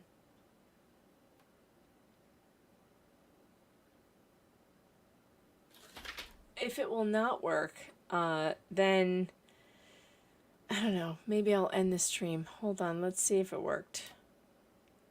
Video file. It is called Reply to Motion in Lemonade Part 2. Do I have it? Will there be more Megan twins? There will be. Expected testimony have been provided. Laura's claim that she is so in the dark about what her prior victims will testify about that there is a risk of trial by ambush is paradoxical. Get out your time machines, folks. We're entering a paradox. They are each claiming to be victimized by her fake pregnancy con. It's not that hard. It's not that hard. Because you are a corrupt person. You're the most corrupt. Moreover, Laura has had 4 legal conflicts with her prior victims, which all involved pregnancy claims.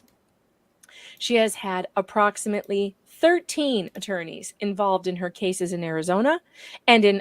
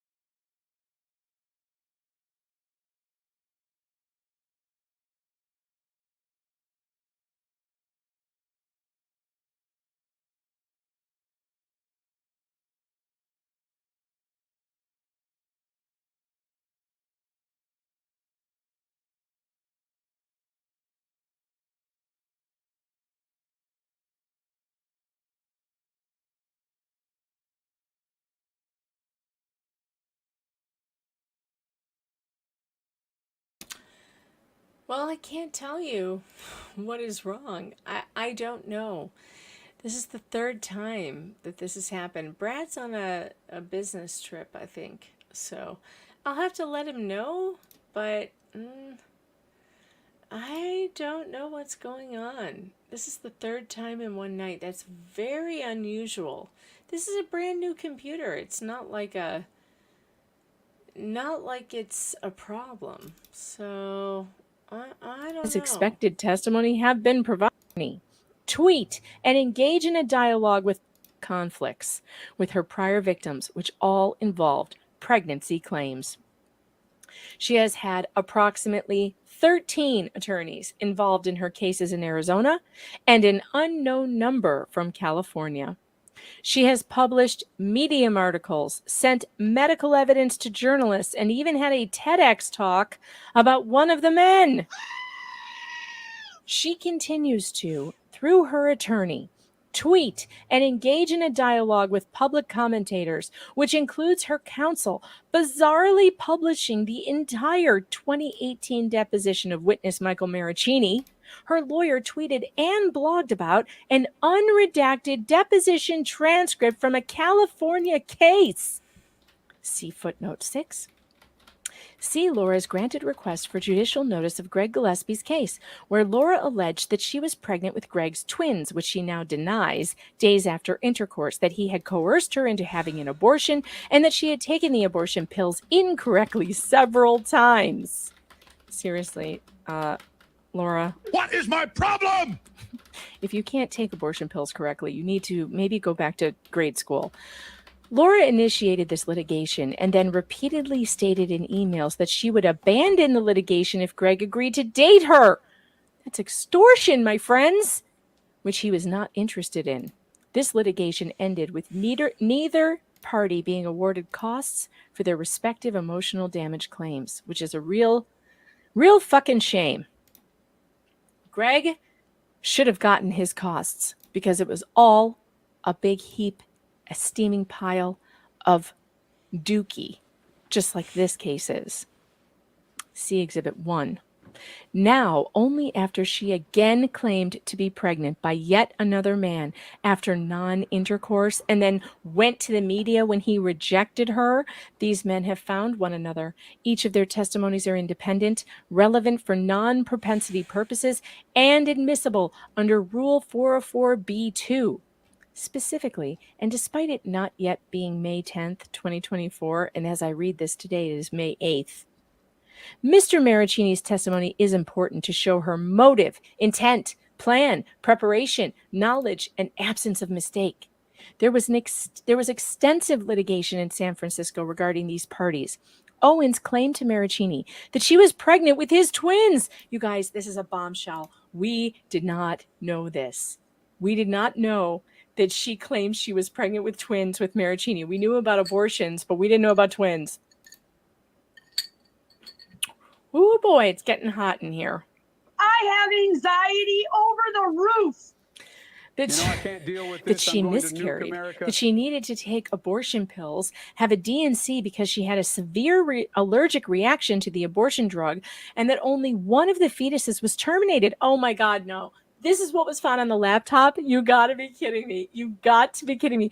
You guys, I don't even know what has been found on that laptop. All I know is that the expert has verified that it all came from Laura, but I have not seen the contents of it. This is the first, oh my goodness, this is the first time that we are seeing what might be on that laptop in those text messages. So she was telling Mike Maricini she had a severe reaction to the abortion drug, which makes you wonder, why would someone who had a severe allergic reaction to an abortion pill, why would she go do it again? It's all a bunch of bullshit. This woman does nothing but lie. You lied? Oh my God, we're doing it live.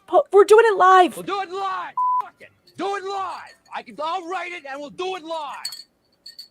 The things we are learning. And I realize that I'm not live, but I'm live to me, not to you. Make sure you hit that like and subscribe. I'm having a difficult week and I could use your support. And I have no time to actually do lives. Everything is at 6s and 7s right now, and I don't really want to talk about it, and but I'm under a lot of stress and anxiety. I have anxiety over the roof. And I could use your support. So please hang in there with me. The lives will return at some point. All right. Laura also allegedly told him she had ovarian cancer and that she had to have an ovary removed. Fabricated medical records to support this claimed that she might have cervical cancer and that she might have Asherman syndrome and Crohn's disease. Laura, after seemingly realizing that Maricini provided relevant information in the instant litigation, has since claimed that the medical records Maricini provided, disclosed to Laura, were fabricated. Ostensibly, Maricini was distressed by Laura via counsel posting the 2018 deposition and blogging about him being a liar and 100% false, which led him to surrender his laptop to a San Francisco-based computer forensic expert, John Berryhill of Berryhill Computer Forensics. Oh, my God, this is so good. You will pay for what we're you've done. a little bit and I behind pray where we that were. God send angels to visit vengeance upon you. Yeah, we heard. All right, hold on. I'll skip ahead. You sent them. Man, has she dug herself a hole. Meaning Laura appears to be continuing to commit perjury. That's just minor perjury. By filing affidavits that disclaim texts and medical records that she sent. It is no wonder she does not want Maricini addressing her intent, motive, knowledge, absence of mistake, and preparation, despite his testimony being admissible under the rules.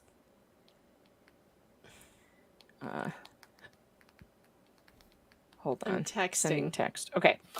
As for Mr. So Gillespie, rude. this court has already taken judicial notice of his court case, and Laura is therefore very aware of his anticipated testimony, which is expected to be about Laura's motive, intent, plan, preparation, knowledge, and absence of mistake. As provided in the supplemental disclosure statement, Gillespie will likely testify as to his personal knowledge of petitioner's false allegation that she was pregnant with his twins, the allegation that he doctored ultrasound images that petitioner shared with the media, and the communications he had with petitioner regarding the alleged pregnancy. Wait, let me read that again because I feel like it didn't sink in. As provided, did you ever do that sometimes where you're reading and then you're like, wait, what did I just read? As provided in the supplemental disclosure statement, Gillespie will likely testify as to his personal knowledge, I got it, of petitioner's false allegation that she was pregnant with his twins, the allegation that he doctored ultrasound images and that petitioner shared with the media, and the communications he had with petitioner regarding the alleged pregnancy. Okay, I got it that time. Sometimes my ADD needs reining in and rereading. He is anticipated to testify about his belief that Laura was never pregnant by him, that she told him she was pregnant by him with twins days after intercourse, that she only showed him HCG tests. She claims she erred in the abortion medication process, resulting in the loss of the twin fetuses, and that Laura sent him fabricated sonograms. Oh my God, does this sound familiar? We're talking about the Gillespie case now. At least one of these sonograms, there were 2 to 3 in the Gillespie case, appears to have been taken directly from a blog of a woman who was actually pregnant with twins and tragically lost one due to the vanishing twin syndrome. And like, God bless you, ma'am, and we're praying for you at this difficult time. I cannot even imagine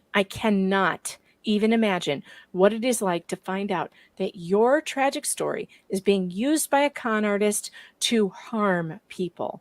And whatever we can do for her, whatever we can do for this mom, I'm in.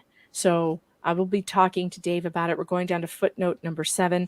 Witness, as disclosed, indicated that one of Owens's sonograms was from her lost pregnancy, as reported, and image copied from a medical journal and blog about vanishing twin syndrome. So sick. So sick. There is nothing funny about that. This is a sickness. All right, where was that? Okay, there. Mr. MM, footnote 8. This witness's name is not being used in a public filing as he, upon information and belief, is unhappy with the publicity Laura and her counsel have stirred up, which included him being publicly doxxed by Laura through counsel over Twitter and his blog. Oh my goodness. Yeah, he did that. Dingus did that. Uh-huh. Mr. MM is also expected. All right, listen, folks. I'm redirecting you. I'm redirecting you over to the Pope's stream because I'm going to hang out with him for a little bit. And so if you don't know Nick Rekieta, hang out. Just come on over there. We're going to go do whatever it is that he's doing over there. Apparently he wants me to skinny shame him and make him eat pie. It'll be funny.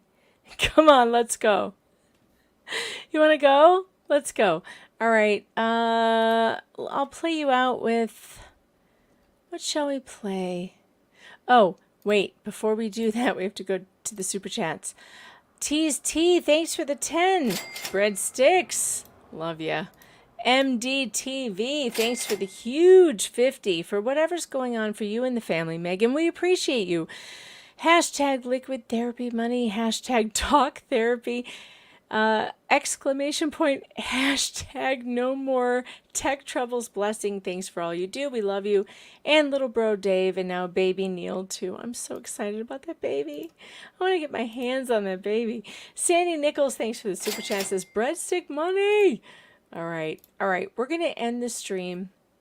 I will put up those part 1 and part 2 probably tomorrow so you can watch them without my stupid interruptions. I'll see you over on Rekieta's stream. Okay. See ya. What am I going to put up? What am I doing? What am I going to play? How about... Ooh. Pond Scum Posse, baby. That's what's happening. Pond Scum Posse, baby. Round up the Pond Scum Posse, baby. Hey, hey, hey. You defame me or blame me for some crazy lady's fame game. I was minding my own business when that up sold a tale to the papers in the world, claiming she got rails. Sending pics and flicks and texts and shit, thinking no one will question it. What could Toby, you don't know me, all my friends are fucking homies. She couldn't sell me baloney and now a lawyer thinks I'm fucking on me. Time bomb, bitch, she ain't on me. Fake up in marathon, saddle up, we ride it on. Saddle up, we ride it on. Pond Scum Posse, baby, round up the Pond Scum Posse, baby. Hey, hey, hey. New insults and war cries, explaining leaks and more lies. And slander on your shitty blog posts. Oh my god, you're so cringe, bro. Why you act like this is Jerry Springer? Owned so hard by some podcaster. He seems half crazy, maybe drop past a baby. Or let pain eating, blasting bullshit on a pond. On his blog, no weirdness spawns. Saddle up, we ride it on. Time bomb, bitch, she ain't on me. Fake up and marathon. Saddle up, we ride it on. Saddle up, we ride it on. Pond Scum Posse, baby, round up the Pond Scum Posse, baby. Hey, hey, hey. New insults and war cries, playing leaks and more lies. Slander on your shitty blog post. Oh my god, you're so cringe, bro. Why you act like this is Jerry Springer? I'm so hard by some podcaster. He seems half crazy, maybe dropped as a baby. Or let pain eating, blasting bullshit. What a pawn on his blog, more weirdness spawns. Saddle up, we ride a dog. Pond Scum Posse, gearing up the storm and Bastille. Shopping keyboards for steel. Ain't no way, no how, no expert can conceal. That motherfucker was never fucking real. That motherfucker back there is not real. Time bomb,